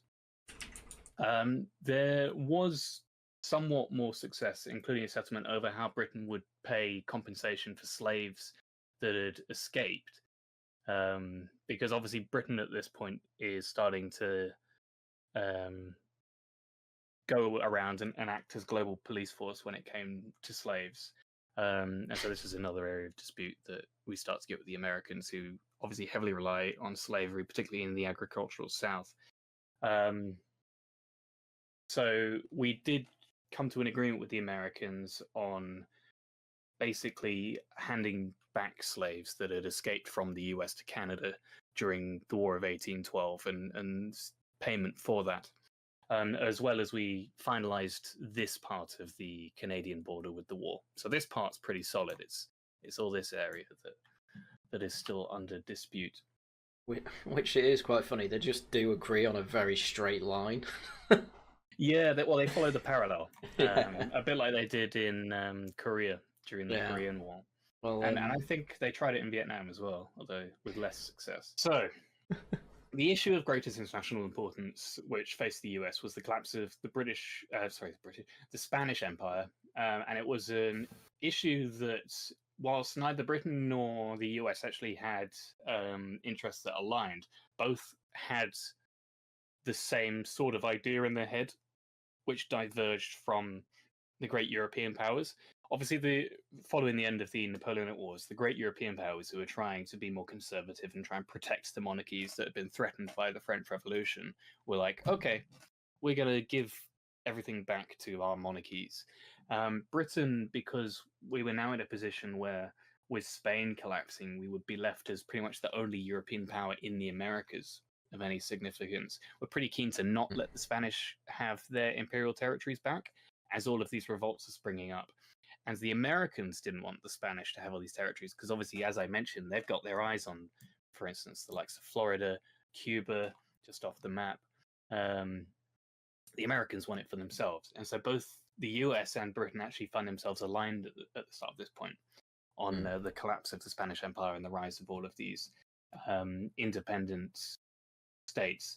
There was a policy divergence on when exactly these states should be recognized, because the Americans just straight off the bat were like, okay, you've got Bolivia popping up, you've got Venezuela popping up, we're going to turn around and immediately recognize them. But London was a bit more cautious, because we, largely because of what I mentioned with the Congress of Vienna, didn't want to upset the European powers so much by instantly recognizing these. We basically wanted to wait until a point where Spain was losing the war, and it was sure that they would have to sue for peace before we went out of our way to recognize these independent states. So we were being a bit more cautious about it. This was when Castlereagh was the foreign minister. And whilst we're talking about the Congress of Vienna, part of the reason why we didn't take any land from America after essentially beating them in the War of 1812 is precisely that, is that we didn't want to upset the European powers. After we've all just sat there and started negotiating what we're going to do once Napoleon is out of power, how are we going to redraw the map of Europe, we didn't want to then turn around and go, okay, now we've all agreed to that, we're just going to take all this land off of the Americans. Castlereagh did want to use Spain's problems as a way of opening up the markets, particularly in South America, to Britain, because Spain was pretty mercantilist. Britain, the thing that was unique about our empire at this point and prior was that we were free trade. Most of the other ones were pretty mercantilist, so they had a lot of protectionism to their markets. And so we were pretty keen on opening this up. One of the big issues came about with the Americans almost jumping the gun too soon when they invaded Florida here. Castlereagh actually managed to handle this pretty well. So John Quincy Adams was the guy who was responsible for all this from the US, and in pretty aggressively going after Florida, he had basically revealed what would become the Monroe Doctrine early. The Monroe Doctrine was this policy that the Americans took, which basically said that they were going to make sure that no European powers at all would be allowed colonies in the Americas. And so this is a policy that they wanted to pursue, but they kind of revealed it a bit too early by being a bit too eager, a bit too aggressive. Remembering the US is still very young at this time, so they're a bit rash in the way that they're doing things. So the Americans invade the territory here, which raised concerns in London, particularly because of the West Indies here. We weren't so keen on Florida being invaded so close to our very lucrative possessions here. And it didn't help that the Americans who were invading, I think it was a guy called Jackson was leading the army here, ended up executing 2 British subjects in part of the invasion. And so public opinion in Britain became absolutely apoplectic at this. Castlereagh was actually pretty hesitant to use this kind of anger that the British public had, and instead he decided that he was going to remain calm and tried to use British goodwill towards the US, getting the Spanish to sign a treaty which basically granted the US Florida, which at first glance, I mean, we can debate at the end whether or not this was a mistake, because this one's very open. At first glance, it looks like an issue, because we're basically turning around and saying, here you go, for Americans, you can have Florida. But there's argument to be made that by giving concession here, we would be able to extract it elsewhere. I think that was Castlereagh's thinking, although he would never be able to carry this out, because eventually he would be replaced by Canning, who took over. So Canning came in and he brought this crisis to a head because there were a whole bunch of rebellions going on across the Americas. And London finally decided that it was going to recognize them, that it was time, which allowed the US to finally come out and be like, yeah, sure, this Monroe Doctrine that was already leaked is a true thing. And American citizens across both of the 2 continents, henceforth, they're not going to be considered future subjects for colonization by any European powers. Of course, one of the key things about this was that the Americans couldn't really enforce this at this point. We were still a second-rate nation at the time. They didn't have a navy that could match the European powers. It was very much a statement of their ambition more than it was what they could achieve. Well, their resources in particular couldn't match up. Wasn't quite a bit of their navy fighting in the Middle East as well. They had an issue. They did do a bit with the Barbary pirates. That was it, yeah. I was going to say Tripolitania. Yeah. But, well, I mean, that's part of the reason that the Navy was not at all comparable to our great Navy. Aye. So the liberation of the Spanish-American colonies had pretty much delivered an advantageous situation to both Britain and the US. It meant that Britain was able to be the sole power that was able to invest heavily in South America for the next few decades, which would reap a lot of rewards. And because the Americans kept being so kind of rash when it came to expansion, a lot of these independent nations were more keen on entering the British sphere of influence, where we showed ourselves to just be concerned with markets and trade. Better to be part of a British market where you're simply there to trade goods than to basically be invaded by the US. This was particularly an issue with Cuba. It was one of the last remaining Spanish holdouts in the New World, and it was an island that Washington in particular wanted. It was particularly rich with a lot of its plantations.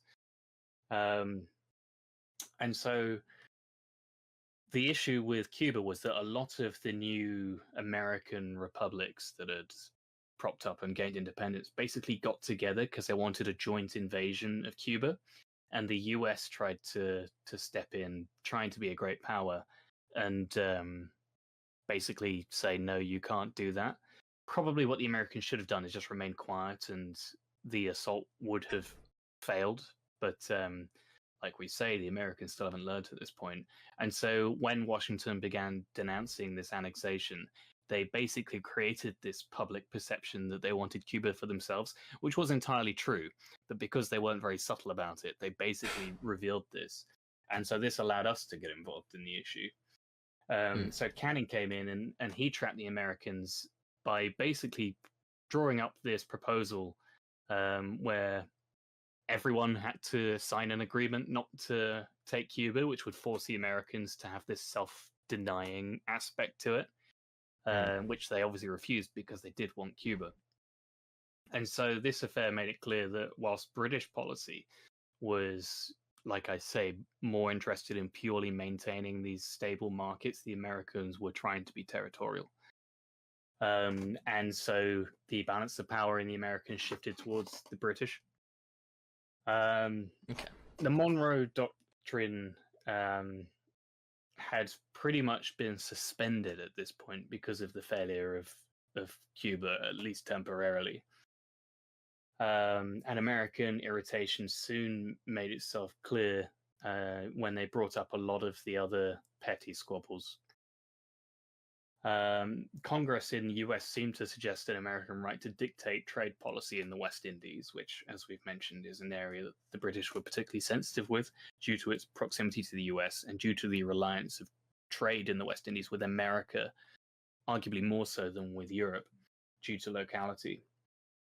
And the Americans, upset over what had happened with Cuba, decided to order a council which prohibited all American trade in American ships with the West Indies. This then went a step further when the Americans refused to allow British West Indian men to enter American ports. This was pretty disastrous for West Indies trade. And even with the change of administration to the Democratic Party, this continued. So Britain's new Foreign Secretary at this time was Lord Palmerston. And Palmerston he came into this situation just as the Americans were doing this. And so he came in with a pretty anti-American stance as he's coming into office. Anyway, the US continued their territorial expansion. They brought into question the question of the American-Canadian border once again.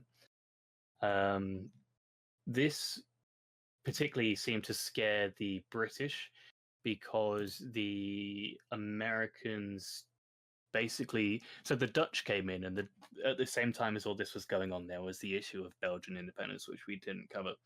But the Dutch were trying to get on good terms with the British, and so they promised to come in and come to a settlement between Britain, British Canada, and the US over what should happen with the border. And it was one that probably would have been favourable to British Canada. But the US refused this settlement, and so British public got particularly wary about what was going to happen. There was then a rebellion just on the border of British Canada, which, even though it was suppressed, it garnered quite a bit of substantial support in the US, and a lot of insurgents were assembling on the American side of the border, which was pretty worrying for the British, because it meant there wasn't much we could do, and the Americans were happy to largely facilitate this.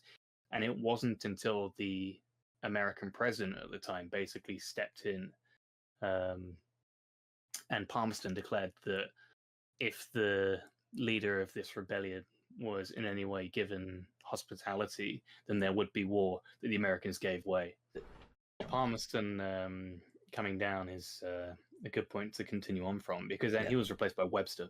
Yes. And Webster tried to bring this issue back once again of what to do with the border. The Americans at this point had this pretty high-handed issue of Anglophobia, and this belief that London was determined to prevent the natural expansion, what they called the natural expansion of the United States. And so pretty much every little thing the Americans turned into a major, major issue, which if you ask me, seems to tire the British out a lot at a time when we were concerned with other things, as we've covered over the past two streams. And certainly we'll come back to this. I think that this kind of attitude of, oh, I can't be bothered, is one of the reasons why we were so willing to just give in to the Americans and give them what they want. Webster decided that he wanted to propose more negotiations on the issue of the Canadian border. And the Ashton Treaty was ratified by the Senate in the US, which was largely subject to criticism in both countries, but would prove to be a lasting settlement. And that was what we mentioned, where they decided, screw it, we're just going to keep it simple and run along the parallel here. They probably should have argued for that parallel to be slightly more south. But yeah, well, interestingly, the Americans had actually been pushing to have even, like, they wanted it more that way.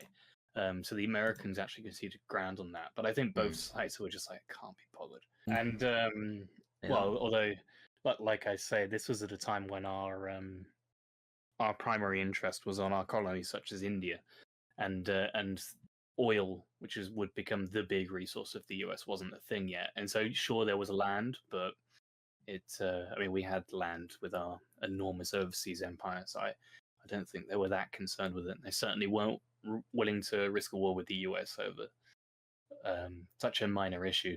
And so the British basically backed down. And certainly we can bring this up when we get to the end as an issue. I feel we basically backed down from the Americans too easy because we got tired of them. There had also been attempts at the time where we finally agreed to this to deal with the issue of British naval rights, as I mentioned earlier. But this dispute, which was the issue of British vessels to stop and search other vessels, at this point, like I say, it was mainly to do with protecting the abolition of the slave trade, was so toxic that Webster ended up just dropping it, and that one wasn't agreed. There was no agreement on that one. But it was a problem that refused to go away. So all of the European great powers, so not America, just the European ones, concluded a treaty which granted mutual rights of search. And it was clear that slave trade was eventually going to collapse. But Washington rejected invitations to also join the treaty. And the reason was, there were two reasons for it. One is, as I mentioned, that particularly the American agricultural South, was still pretty heavily reliant on slavery.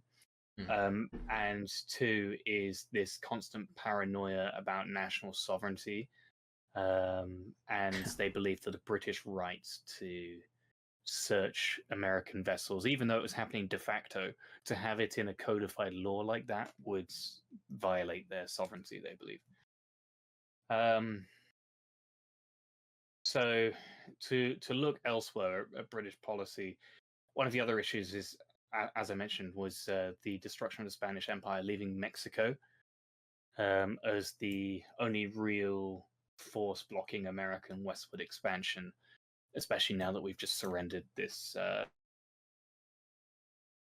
And so one of the things that we tried to do to ensure that this area remained fairly stable was that we wanted to keep Texas, which was independent.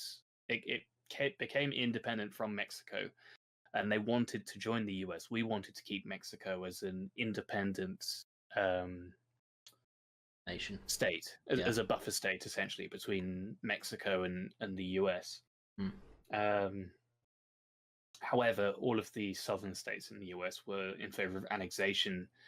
And after the Mexican-Texan War, I can't remember exactly what the name of that war was called, Texas did become a part of the US. And the crucial part of that was that it meant that Mexico was heavily weakened, and the door was essentially open for the US to expand westward.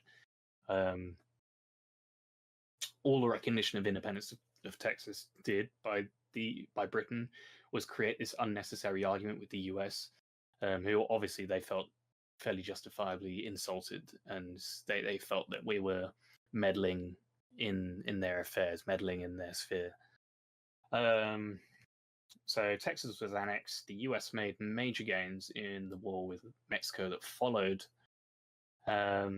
And the failure of British policy in Texas meant that American activists urged the U.S. government to press U.S. claims to the disputed Oregon territory. So Oregon is this area, kind of here, more or less, a bit further south than that. This sort of area.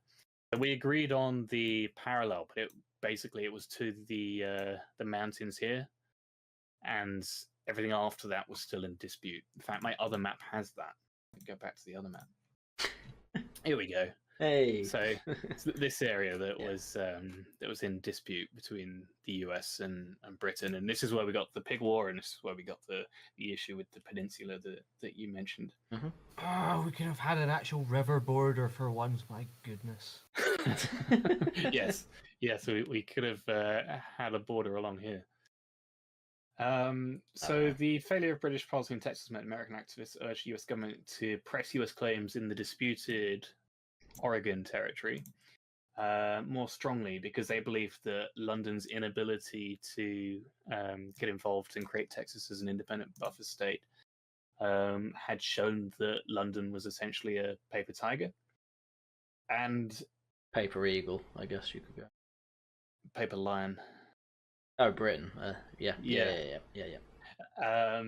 And part of the reason why the British weren't so keen, like the reason we kept backing down from these disputes with the US, is a lot of the way that foreign policy worked at this time was that you were putting your prestige on the line in the hope of gaining concessions, and getting involved in really minor disputes only to lose that could be really costly to your prestige and your global standing, which, given our relations with the great powers, could be pretty costly. And we basically came to the conclusion that all of these issues were so small that it wasn't worth putting our prestige on the line.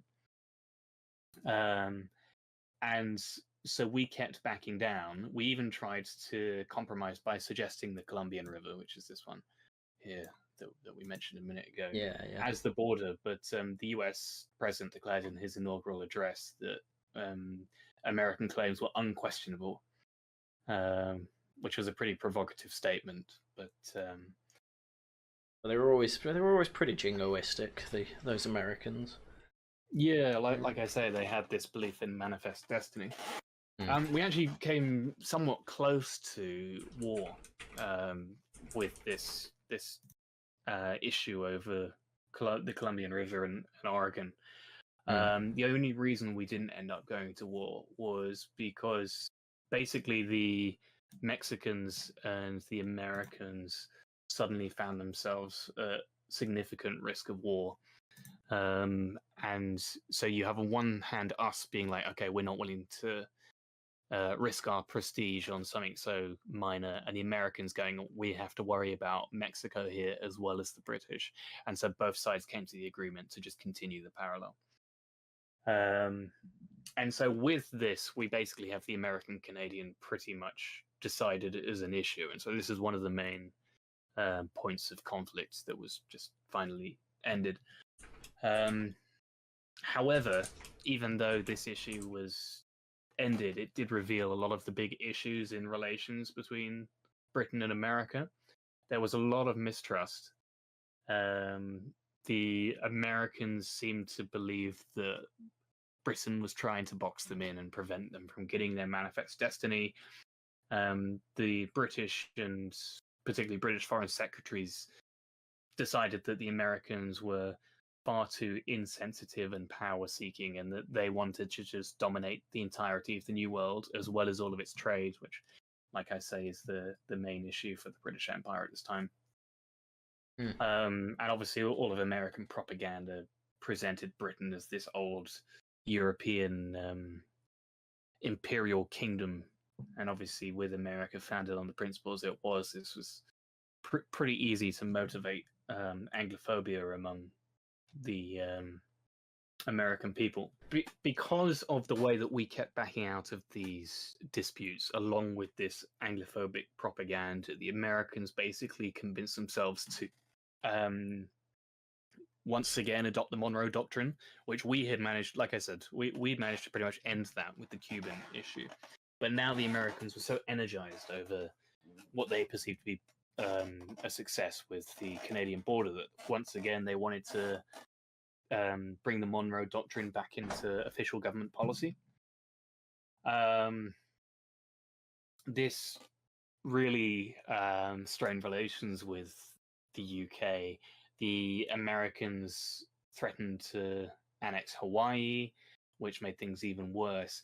And then things really got to a head once again with Central America. So both the British and the Americans were primarily concerned with economic concessions in Central America. So this isn't, because obviously of the issue of Mexico, the Americans were more concerned with the markets in this area, a bit like us.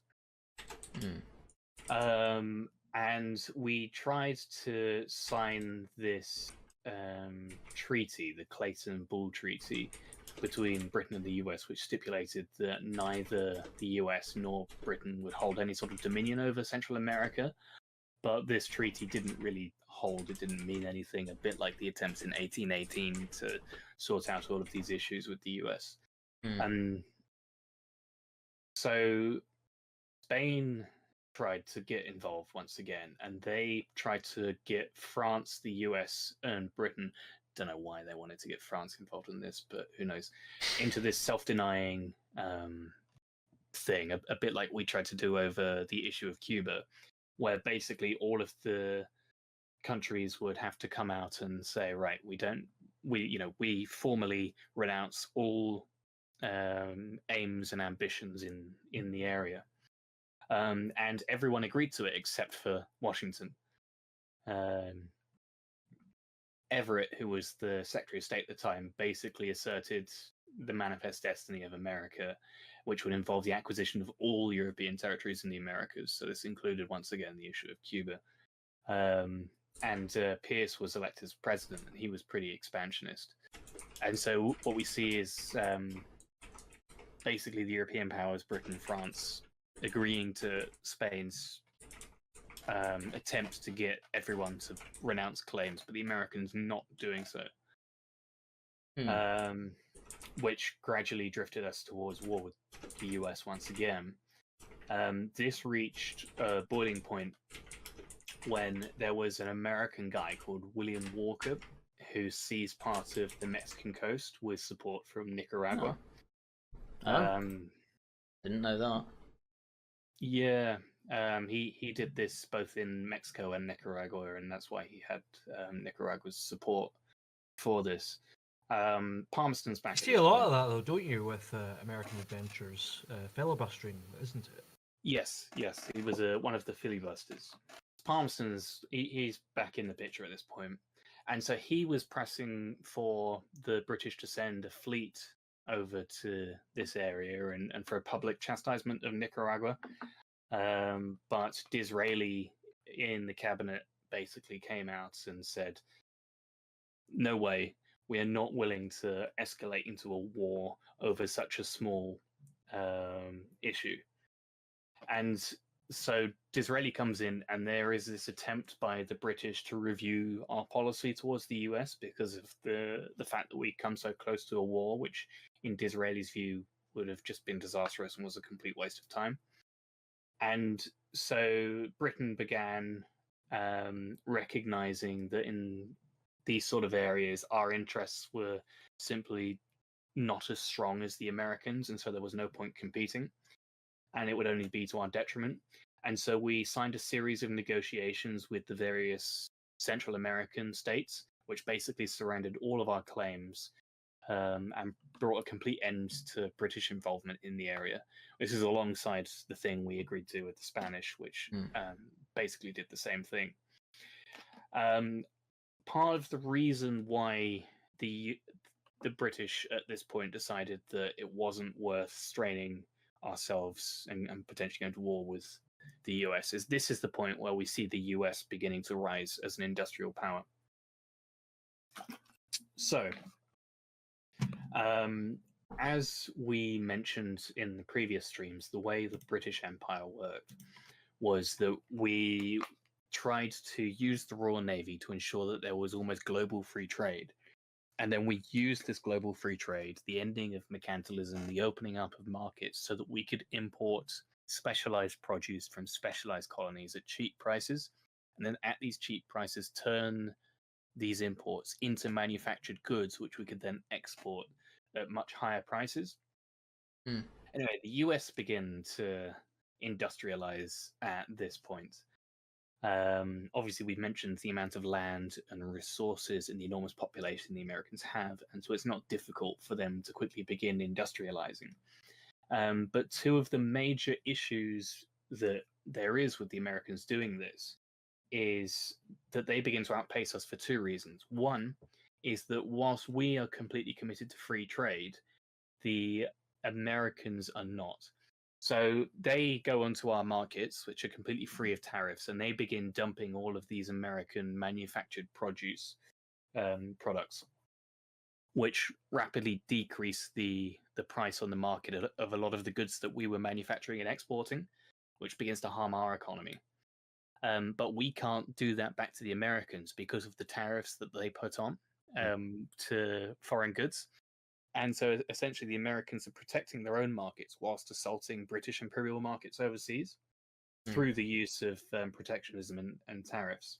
So this protectionist policy that the Americans have is in conjunction with a lot of their interventionism and regulation and lobbying that the Americans have within their government, which results in two things. It results in one, the rise of the robber barons, which I'm sure everyone is familiar with. Basically, the way the people go on, like they use the robber barons as a great criticism of free market capitalism. America was not free market at this time, like the UK was, like the British Empire was. America it regulated its markets a lot. The way the robber barons became so wealthy is they would use their enormous wealth to lobby the US government for regulations in the market, which would generate artificial scarcity, killing competition, which led to just a few people dominating. But then also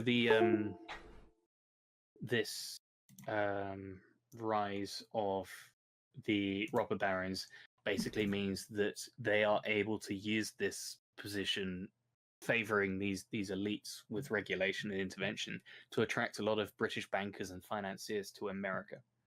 And so we begin to lose very key financial figures to the Americans at this point. And so for all of these reasons, Disraeli basically comes out and says, right, the US is starting to flex their financial muscles a little bit. We're not in a position to risk war with these people. These are a growing power, then that we can no longer consider them in the same way that, for instance, we would consider Persia or Bulgaria. The Ottomans. They're still not a great power yet, but they're clearly rising, and it's because of the things we've just mentioned. And so because of this, we basically give up. We pretty much decide that we are not going to get involved in the American continent. We give up our claims. We've settled the Canadian border issue. We no longer get involved in Central or South America. All of our claims are gone. And it looks like the US have completely won now in the Americas. They've got their Monroe Doctrine back. We get one chance that comes along. And the chance that comes along is the establishment of the Confederacy in the US. Yeah, so this is, broadly speaking, a map of the divide that would formulate the American Civil War. It's a map showing the difference between free and slaveholding states. Free slaves. Oh my god. free slave states. So the establishment of the Confederacy brought in a period of difficulty for Palmerston, but at the same time, it also provided an opportunity. Obviously, like I say, we were really in a bad position prior to this all coming about, and this almost gave us a bit of hope. However, opinion within Britain was pretty divided on the Civil War, because you had sympathy for the Confederacy among certain groups. So this is specifically a lot of British aristocrats for a number of reasons. One is there's a lot of intermarrying with American aristocrats who were largely the landowning people in the South. And also there is a lot of sympathy for a lot of people who are reliant on Southern imports, particularly of the likes of cotton and food. And also there's a lot of people who just in general really dislike the American arrogance that we've seen over the past however many decades. But there was also sympathy for the Union, because obviously at this point we have a pretty heavy stance on anti-slavery. And so there is a divide within Britain. So the Civil War led to several scenarios where we very nearly joined or if not joined, then at least formally internationally recognized the Confederacy. One of the main reasons for that was that the Union decided to enact a blockade upon the Confederacy, upon Confederate ports, which seriously damaged our trade with the Confederates. As I mentioned a minute ago, we imported a lot of cotton and a lot of food from the Confederacy, and so this hurt our markets a lot.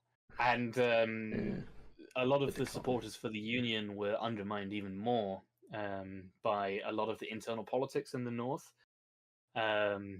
Firstly, there was the issue that Lincoln, it took him a while to actually make a formative stance on slavery. He was pretty unambiguous on it at first, which a lot of Americans won't admit.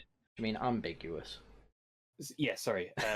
They were pretty ambiguous on the issue of slavery at first. They weren't unambiguous. And a lot of Americans like to pretend that slavery was the sole reason for the Civil War and that there wasn't any other reason. But the fact that it took the Union so long to become clear on their stance on slavery shows that that was not the case. I was going to say it took 3 years until they made that decision. Mm-hmm. Some of the Union states still had slaves. And so this pretty heavily undermined a lot of the support in Britain because, like I say, like the main bit of support for the British who wanted to back the Union was the anti-slavery thing, because obviously that was such a big part of our culture and what we had been doing. It's like the one thing the Union had to get us on board with, like, kind of fails to materialize. And so that, in conjunction with their blockade of the Confederacy, really soured the British opinion of the North of the Union. So Palmerston very much saw the Civil War as a chance to weaken the US, and this was made even easier because the Union, Secretary of State for Lincoln, a guy called Seward, was a complete idiot. I mean, the guy was. We talk about a lot of the British foreign policy mistakes in this. I truly don't think any mistakes we make come even close to the sort of things that this guy could have done. This guy was such an absolute moron. He basically took it upon himself to ostracize not just Britain but all of the European powers. Right, smart move already. Yeah. So. Okay. Go on. In order to comply with laws on international trade, all of the great European trading nations, so this is Britain, Spain, France, Russia, all of them basically had to recognize the Confederacy not as an independent nation, but as a belligerent force. Right. So this is a subtle difference. So we're not recognizing it, because obviously to recognize the Confederacy would have been a big thing. We're not recognizing the Confederacy. What we're doing is we are recognizing that they are a force that is at war, and we do this as a way of bypassing international law, which would allow for all of these trading nations to continue trade. The Union, particularly this Seward guy, he comes out and he begins demanding that Spain, Britain, Russia, France, all of them come out and give public explanations for why they have decided to acknowledge the Confederacy as a belligerent power. And he said the failure of these European nations to do this would mean that the Union would declare war on all of these European empires. Unsurprisingly, Lincoln turned around and was like, "Nope." I mean, I was going to say I would just walk in response to that and say your entire country was founded on that principle. Sod off. They're lucky there's an ocean between them. Yes. It almost astounds me that this guy got into the position of U.S. Secretary of State. He was very fortunate that he didn't have the authority to just do this stuff, and Lincoln basically turned around and was like, "Don't listen to this guy. He is a complete moron." And this Seward guy even told Adams, who was the American ambassador in London, that he should threaten war on Britain if there was any communication between Britain and the Confederates. Adams decided that he was going to disregard that statement because it was natural that Britain would be talking to both sides, as all of the other countries would be. That's just what happens. But yeah, I mean, I when I was reading about this, like I say, most of this stuff comes from my books by Paul Hayes, which for the full details, listen to the first stream. I was astounded when I was reading about this guy because I can't put it into words. I feel like a toddler would know not to do this. So most American policymakers were aware of the danger of this sort of recklessness and where it could lead, especially after troops were dispatched to Canada by Britain. As soon as British troops started lining up in Canada, they started to think, okay, we got to be careful here. And they were also fortunate that the British cabinet on the whole, largely because of the internal disputes in the country, decided to commit to neutrality. We resolved not to recognize the Confederacy, even though the South continued its military successes, which made this idea of neutrality and this idea of not even recognizing the Confederates as an independent state pretty difficult to maintain. It's worth noting, if we recognize the Confederacy, this would be tantamount to basically supporting them because it would give them international legitimacy. There was a point where Britain and France got together and started thinking about mediating an end to the conflict. We can maybe talk about this as another potential foreign policy mistake. We didn't go through with it. The reason we didn't go through with it is because we concluded that even intervening to mediate would have been essentially support and recognition for the Confederacy. So we're committed to this neutrality.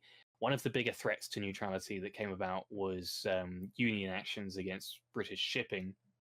So we mentioned earlier on about how with the War of 1812 and then all the issues with slavery and everything after that, Britain had been pretty aggressive with its seizure of American shipping and its searching of American ships. We basically see the opposite happen here. A lot of Union ships begin to stop British sloops and things and steamers and kind of look for Confederates on board. And this led to something called the Trent Affair. The Trent Affair was basically when a Union ship stopped a British steamer and they found 2 Confederate diplomats that were on there bound for London. And the Union lost their minds. And this very nearly escalated into us coming in to support the Confederacy, which would have been an enormous mistake for the Union, largely due to the fact that these 2 diplomats that were heading towards London were basically, they had no chance of bringing Britain into the conflict. Like, it was very unlikely that Britain was going to do anything other than hear them out. And so simply by the Union losing their minds, they very nearly got Britain involved. So the Trent Affair was the closest that we came to intervening. There were other issues that arose. There was the issue, we started building some ships for the Americans. So one of them, very famously, was a privateer ship that we built called the Alabama, which we constructed for the Confederacy, which even Palmerston came out and admitted it was a mistake for us to allow this thing to come out, because then when the Union won the Civil War, they began demanding compensation for all the shipping that they'd lost at the hand of this ship, and we eventually agreed to pay them something like $15 million in compensation, which is quite a lot back then, as a result of all of this shipping. Although, admittedly, they then paid us half of that back due to their raiding of shipping in Canada.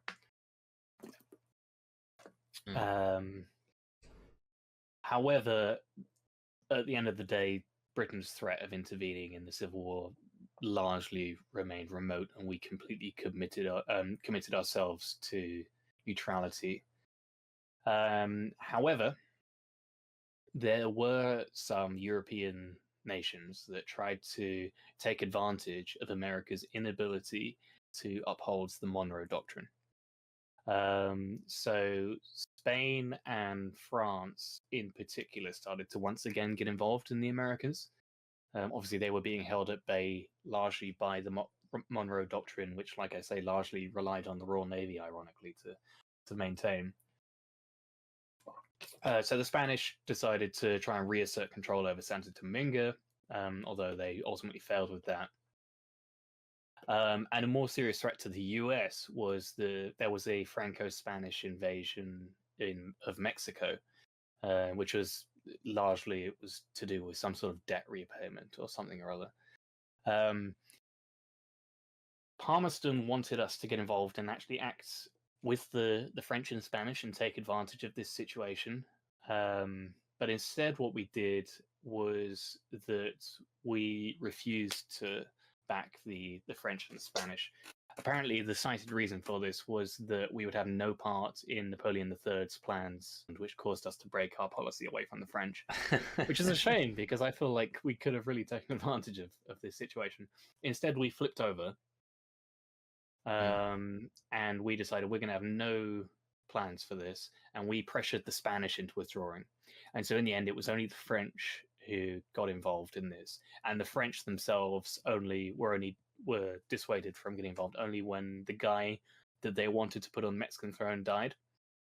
The result in this was, as well as the fact that European powers failed to take advantage of the US Civil War for themselves, was the fact that this actually strengthened a lot of our relations in the eyes of the Americans, because they basically saw us as defending their interests in the Americas whilst they were very busy killing each other. I personally think all of this was a mistake. We can discuss that at the end. So the Civil War ended. Obviously, the Union, the North, won.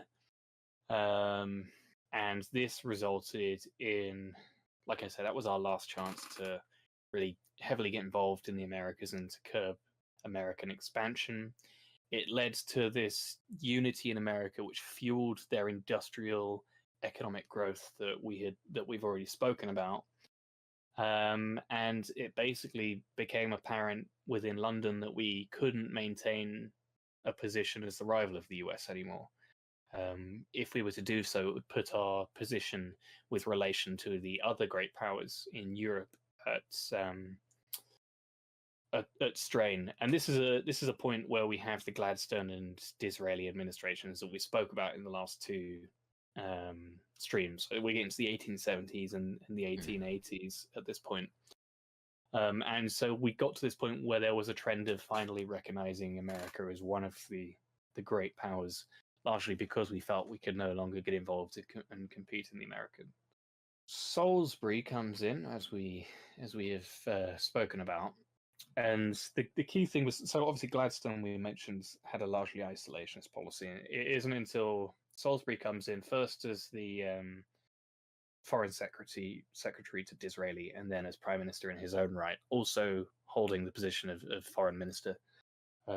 He held both of them when he was prime minister. And he comes in and he decides he's going to finally bring in some change in British policy towards the Americas. So he understands that Britain can no longer compete with America. Friction simply isn't worth it in the area. And so when the US Secretary of State at the time, whose name I haven't written down, decides to push a dispute between Venezuela and British Guyana, which is in Brazil. I don't have a map, but I'm sure people are aware of where it is. there is this reassertion of the Monroe Doctrine. Salisbury, at first, he tries to stall the issue. We've spoken about Salisbury successfully using his stalling as a tactic against Russia and Germany to a lot of success.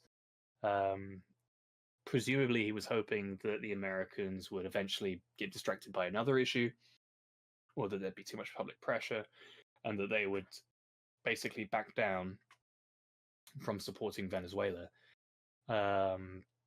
But it never happened. Salisbury was overruled by the cabinet, who were really fearful of an escalation, which was at a time of heightened tensions with Europe for all the reasons that we've already mentioned. The French were pretty angry with us over everything that happened with Egypt. We were almost isolated and as such reliant on Bismarck and Germany and their concessions. And so basically the cabinet decided it wasn't worth us pushing this dispute. And the Americans were able to assert the Monroe Doctrine and support Venezuela in the issue. And so we agreed to an arbitration by Washington. And in return for allowing Washington to arbitrate this crisis, they repaid us by being favorable to Britain in the dispute. And so because of this, we've basically de facto, we've tacitly decided that we're going to accept the Monroe Doctrine. And so because of this, Salisbury decided he was going to eliminate pretty much all of the remaining sources of tension with the US. So we relinquished all of our very few remaining claims in Central America. We decided we weren't going to dispute the US intending to build a canal near Alaska, which obviously previously was a dispute because of Canada. And then the Spanish-American War kicks off. I mentioned the Civil War was our last chance. Maybe the Spanish-American War was truly our last chance. So basically, the Spanish-American War is considered the point that America becomes a great power. They go to war with Spain, and this is where the Americans take over the Philippines. Britain was basically the only European power, the only great European power that wasn't publicly hostile to the Americas over this. Even the Germans came out and they tried to form this union of states against the America, like this factional bloc in Europe, to condemn America's aggression towards Spain. And the reason why that fell apart is because Britain basically turned around and said, no, we're not going to join that. We're not going to support you. We've accepted America's position. And basically backs the US in this, which, once again, a mistake. And so pretty much almost overnight, the Americans became a great power. They carved out their own mini empire overseas. They showed that they were capable of projecting their own strength globally. American influence abroad was becoming more pervasive. At this point, we see America's wealth is so big that America is able to start using this muscle in key international affairs. There was a famine in Russia, and it was the US, not Britain, who provided the vast majority of foreign aid, which is really a statement of prestige at that point. It's America that becomes the sole kind of investors in South American markets. Obviously, for a long time, at the start of this stream, we were talking about how Britain had been left with that position with the collapse of Spain, who were the only real European rivals. So we get to a point where the US, in the New World at least, are the great power, and they've become a great power internationally as well. At this point, we are still more powerful than them. We still have the British Empire, but we've pretty much lost all control over the Americas, and the US are at the table now internationally. Theodore Roosevelt, who in my opinion was one of the better US presidents, he basically comes in and he actually gets on pretty well with Britain. There's this feeling at the start of the 20th century of Anglo-American goodwill and Anglo-American exceptionalism. A lot of it coincided with this is the point where you get the original progressive movement. Yeah, now, this is where the special relationship idea is born between US and UK. Yes. When I say progressive, a lot of people conflate that with progressivism today. Not like trans stuff. No, it's almost the opposite. It's eugenicism. Yeah. Well, you say it's the opposite. I mean, abortion's arguably eugenicism. Yeah, true. Yeah. But yeah.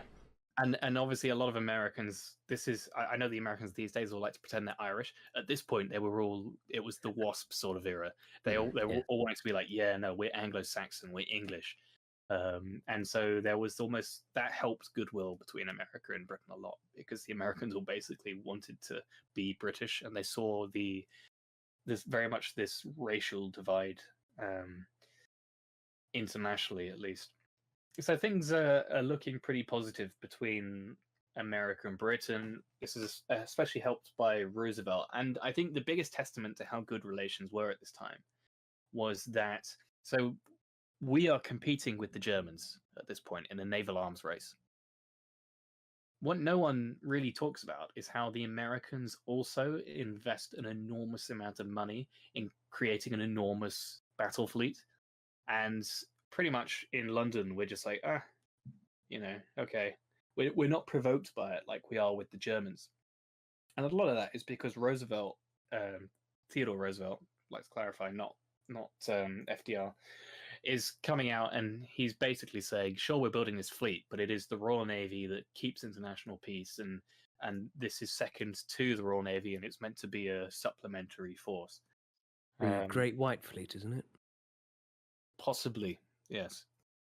There's also the fact that Roosevelt's expansionism was never really that popular in the US. America is still, they've got the Americas under control, and early 20th century America is plagued, and they would continue to be plagued until the Second World War, really, by this issue of whether or not they should become an international power, or whether they should just remain isolationist and leave the new world the old world to their affairs.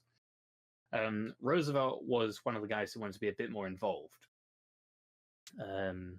but he wasn't particularly popular for it, and a lot of the American public disliked him for this. Congress reined in a lot of his ambitious spending on increasing these fleets and things. And there's also the fact that the Americans find themselves surrounded by two oceans, not one, which makes naval doctrine considerably more complicated. Obviously, we only have one major ocean next to us, which is the Atlantic, and this makes things a little bit easier. When you have two enormous oceans next to you, it can become quite difficult, especially if you're still a relatively young nation like the US is. And so they were still pretty secondary to London at this point. Yeah. The contest over who would dominate the Americas was pretty much over. The next issue is how America would get involved with the rest of the world. And this is where we see the First World War. We pretty much spoke about the way, our thoughts on the First World War and the way that Britain should have handled things in relation to Germany in the last stream. Mm-hmm. And we were basically saying that the big mistake that we committed ourselves to was getting involved heavily in the land war, I guess you could call it, when historically that hasn't been how we've won major conflicts. It wasn't how we won the Napoleonic Wars. It wasn't how we pretty much won the War of 1812. It wasn't how we won the 7 Years' War. It wasn't how we won the War of Austrian Succession. All of these were, or it wasn't how we won the War of Spanish Succession either. All of these wars, basically, we relied mainly on our navy and only sent in small land-based forces to supplement allies. That really changed with the First World War, and as we mentioned last time, it was a bit of a mistake. We can expand on that a bit more here. So Roosevelt, obviously, he loses to Woodrow Wilson, who comes in at this point. Wilson, publicly, his position is of neutrality, with a lot of support, which suited Britain well enough at the start of the war. because we were hoping for a short conflict, but things changed as that idea went out the window and the First World War escalated. My view is that Wilson was particularly clever in that he outwardly claimed he wanted to be isolationist and neutral, but I think secretly he really wanted to use this neutrality to leverage America's position as the world power. And so that's what we see happening over the course of the First World War. Aye. So there are two primary issues with America in the First World War. The first one is on shipping. This one actually felt like we dealt with pretty well. So obviously we were blockading all of Germany and the Central Powers. It's how we eventually win the war. But we were pretty clever about it in that we started off by being very clear that we're only going to stop American ships with the European continent that specifically have war materials and supplies that are destined for the German military. We're very, very clear on that, and pretty much the rest of the shipping we allowed to come through. America screw things up massively for themselves for a few different reasons. So firstly, they decide to engage in unrestricted submarine warfare. It's only when they do that that Britain's like, okay. You mean Germany? Sorry, who did I say? America. I was confused there. Sorry. Germany decides to engage in unrestricted submarine warfare. And so we then turn around and say, okay, in response to this, we're going to widen our blockade to include all goods being imported into Germany. And because we did it in that manner, we waited for the Germans to make the mistake. The US public were kind of like, okay, we can't be too critical. We can see that you tried. And so the Americans were more favorable to us. This obviously helped when the Lusitania was sunk, because it had a lot of Americans on board, and so this outraged a lot of the Americans. The Germans actually stopped their unrestricted submarine warfare, and this could have helped them, but they decided for some reason once again to restart it right at a point when the Americans were trying to mediate for an end to the conflict. And so they just couldn't help themselves, could they? They couldn't help themselves. And so this pretty much ruined all chances of the Americans mediating a peace which would have been favorable to America. There's a few instances of that. The other instance of the Germans messing up a peace which would have been favorable to the Americans, and in hindsight would have been favorable to Germany, comes with the finances, which is the other issue of contempt, which we'll come to now. The financial aspect of the First World War is when we really see this. For me, this is the real killer blow for our nation. So we decide to get ourselves involved heavily in an expensive war that we don't need to get ourselves involved in. And part of the reason why it becomes so expensive is because we decide that all of the Entente powers, we are going to fund all of them. Which becomes enormously expensive. And so the way that we fund it, and the reason we fund it is because obviously London is the centre of the financial world at this time, and so it makes sense for London to do this, not Paris or St. Petersburg. The way that we do this was that we basically drew on our gold reserves. By the end of the First World War, we had very small gold reserves, which we'll come back to. And we began forced purchase schemes, private holdings of a lot of first-class securities in North and Latin America, and we then exchanged these for government bonds, which we were then able to provide as collateral for loans that we took out from American banks on Wall Street in US dollars. So you have the likes of JP Morgan basically funding the entire Entente war effort, crucially in American dollars. Which becomes a bit of a problem. The reason why it becomes a bit of a problem, as well as the fact that we're selling off our gold reserves and doing all of this in US dollars, which heavily destabilizes the role of the British pound as the global reserve currency and also weakens the gold standard. But one of the other issues is it then gives the Americans enormous leverage over us. Even though these are private banks, private American banks backing us, these private banks are still reliant on financial stability on Wall Street. And Woodrow Wilson decides that he wants to leverage this financial weakness against Britain in order to try and mediate an early peace in the First World War in such a manner that it would leave the Americans as the sole superpower. So obviously he had his 14 points he came up with. And he wanted to bring in a bunch of stuff such as he wanted to put on restrictions on how many arms every country in the world could have, which would largely be outlined by the Americans. Obviously, he wanted his little League of Nations, which he wanted the US to lead. And at key points in trying to mediate all of this and negotiate, he would do things like tell the Federal Reserve, British markets are no longer stable and stuff like that. And then the Federal Reserve would go out of their way to start massively dumping the British pound, which pretty much collapsed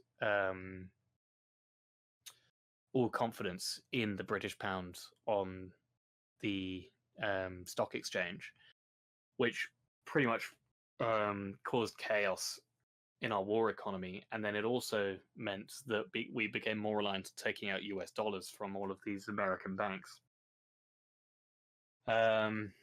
He, as I mentioned, tried on several occasions to mediate an early peace. One of them was butchered because of the Americans deciding they were going to once again bring in their submarine warfare, which was just utterly ridiculous.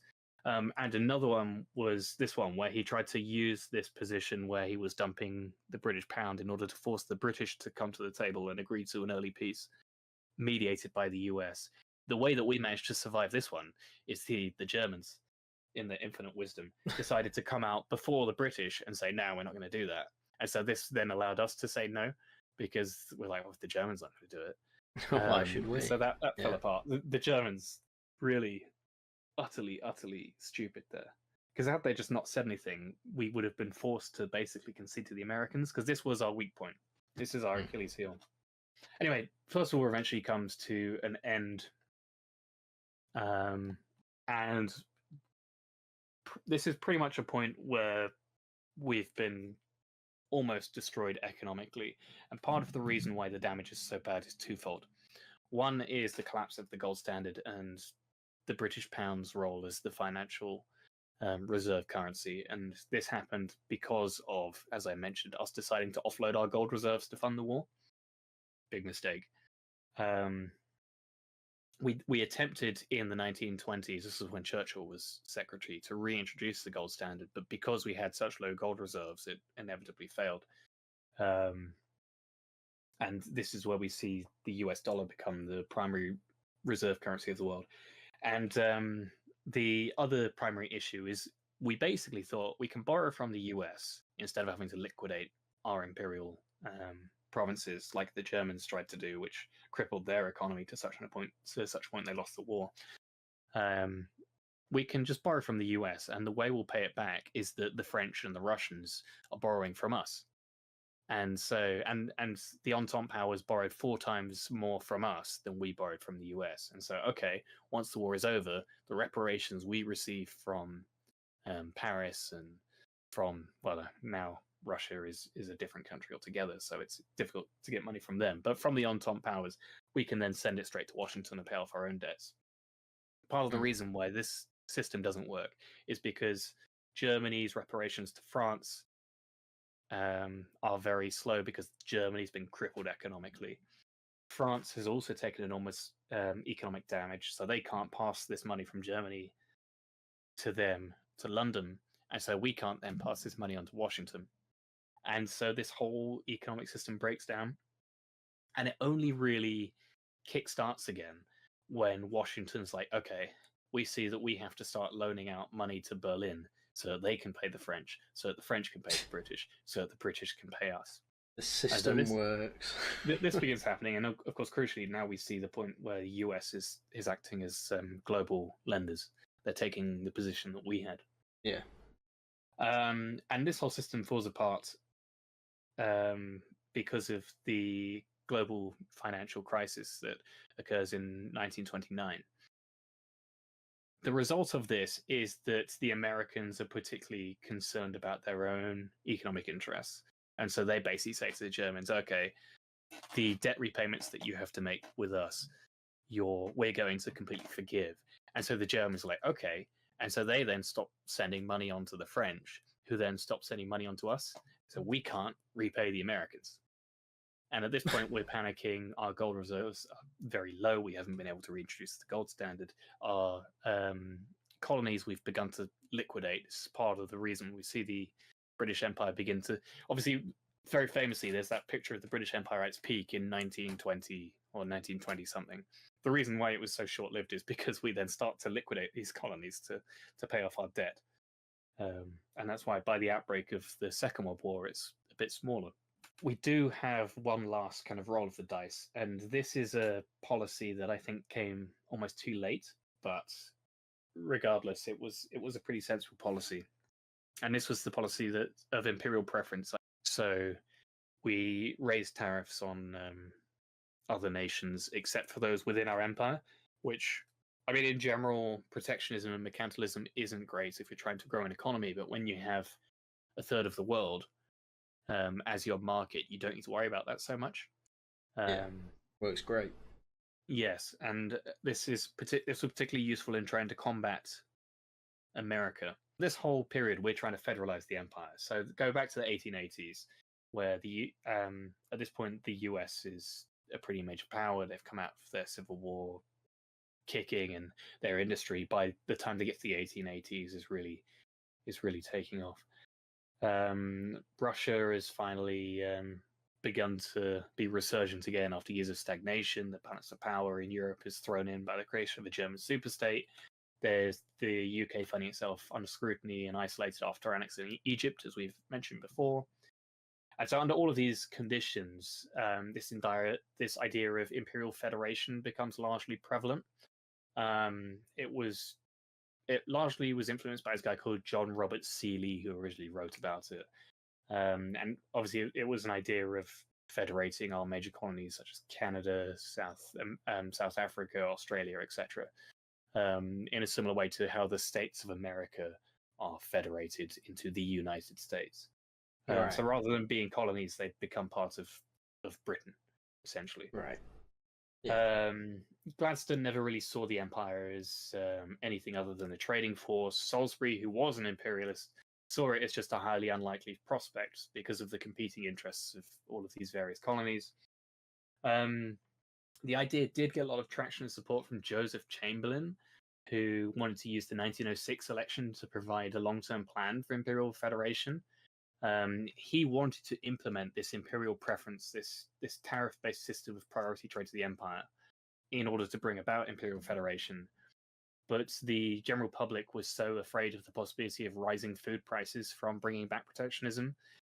This is a big issue we have, is everyone is so committed to free trade at this point that everyone is terrified of rising food prices. And the reason for this is because of the whole Peelite movement and the repeal of the Corn Laws and how that lowered food prices. Way back towards the start of the first half of the century. And so Joseph Chamberlain's split from the Conservative Party led to a landslide victory for the Liberal Party. A lot of people have been talking about the 1906 election and the landslide for the Liberal Party in light of our recent general election. Was it not a very good long-term result, as it turned out? As a lot of people have mentioned, it worked out better for the Conservatives because this landslide election basically killed the Liberal Party. Yeah, exactly. Anyway, imperial preference never got off the ground because of that. It only really was implemented in this interwar period in the UK, and the reason it was implemented eventually was for two reasons. One, it was that the U-boat attacks of the First World War had largely exposed our reliance on external food sources during the war, and so we no longer... The argument that, oh no, we've got to keep free trade because of food prices, it was harder to make that argument because of how exposed we had become in the First World War. And then there's also the counterweight of the US and paying off our debt, and this is the point I bring up. I'm gonna skip over the Second World War. Thank you. For obvious reasons.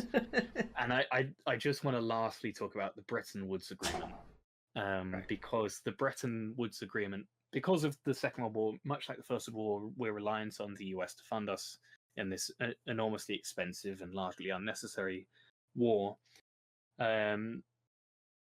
What was so damaging about Bretton Woods was that the people who were involved in negotiating it were not as generous, shall we say, as a lot of the Americans who had been negotiating during the First World War.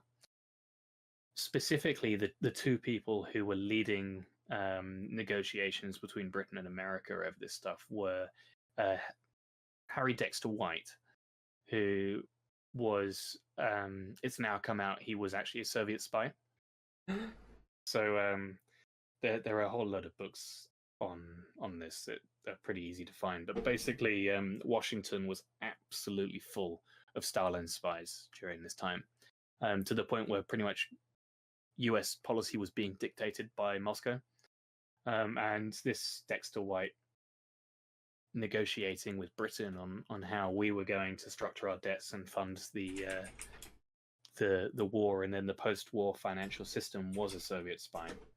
And he was working alongside Morgenthau. I'm sure everyone's familiar with the Morgenthau Plan, and this almost cruel attempt to destroy Germany at the end of the Second World War, to a point that would have led to the deaths of hundreds of thousands of people through forced kind of labor camps and things that they would have forced the Germans into. In fact, it was so bad that when it was leaked publicly, FDR had to step away from it. So these are the guys who are chairing Bretton Woods. Not the nicest folks. And the kind of the main American policy with regards to us is they will lend us all this money, and they will fund the war, and they will set up the post-war economic system with Washington as the head. In exchange, we have to drop imperial preference. And we agreed to do that. And that was the dropping of imperial preference and the agreement to the Bretton Woods Conference, in financial terms, is the equivalent to the Suez Crisis to us in geopolitical terms. It is the financial equivalent. It's the point where we realize we're no longer a great power, in that America are the guys who are calling the shots. And the post-war financial system, the one we have today, is basically built on the US being debt holders. So the way that there's a guy, I can't remember the name of the guy, he wrote a book called Super Imperialism. Super-Imperialism, The Origin and Fundamentals of US World Dominance, by Michael Hudson. Michael Hudson's a few good books I'd recommend. Basically explains in more detail than we will have time to explain how the system works. But basically, the entire financial system is built on debt to the US dollar. And the more debt the Americans take on isn't a sign of weakness, it's actually a sign of strength to them. Because all of this debt is in US dollars, it shows the confidence that the world has in America as the reserve currency and as the an economic system can only hold up if you have confidence that when you take out money, it can be paid back with collateral. And the US holds this position, and its ability to take in debt represents its ability overseas to give out money and for everyone to then be reliant on the US. And this is why pretty much everything is done in American dollars, and it's helped by the fact that we now have a fiat system where fiscal policy is no longer used by anyone, pretty much. All of economic policy today is dictated by monetary policy, i.e. the controlling of interest rates, and that is done by the purchasing of gilts by central banks in order to keep interest rates at a stable level. And this increases debt, which almost always feeds back in some way or another to US dollar and the Federal Reserve. And that this is the way that they control the world today. It's the basis of their power as a global empire. It's the position that we held until the First World War. And yeah, that's that. That's the position we're in. So basically, we caused all the world's issues. Well, I'd say that America caused all the world's issues, but we fell into their hands.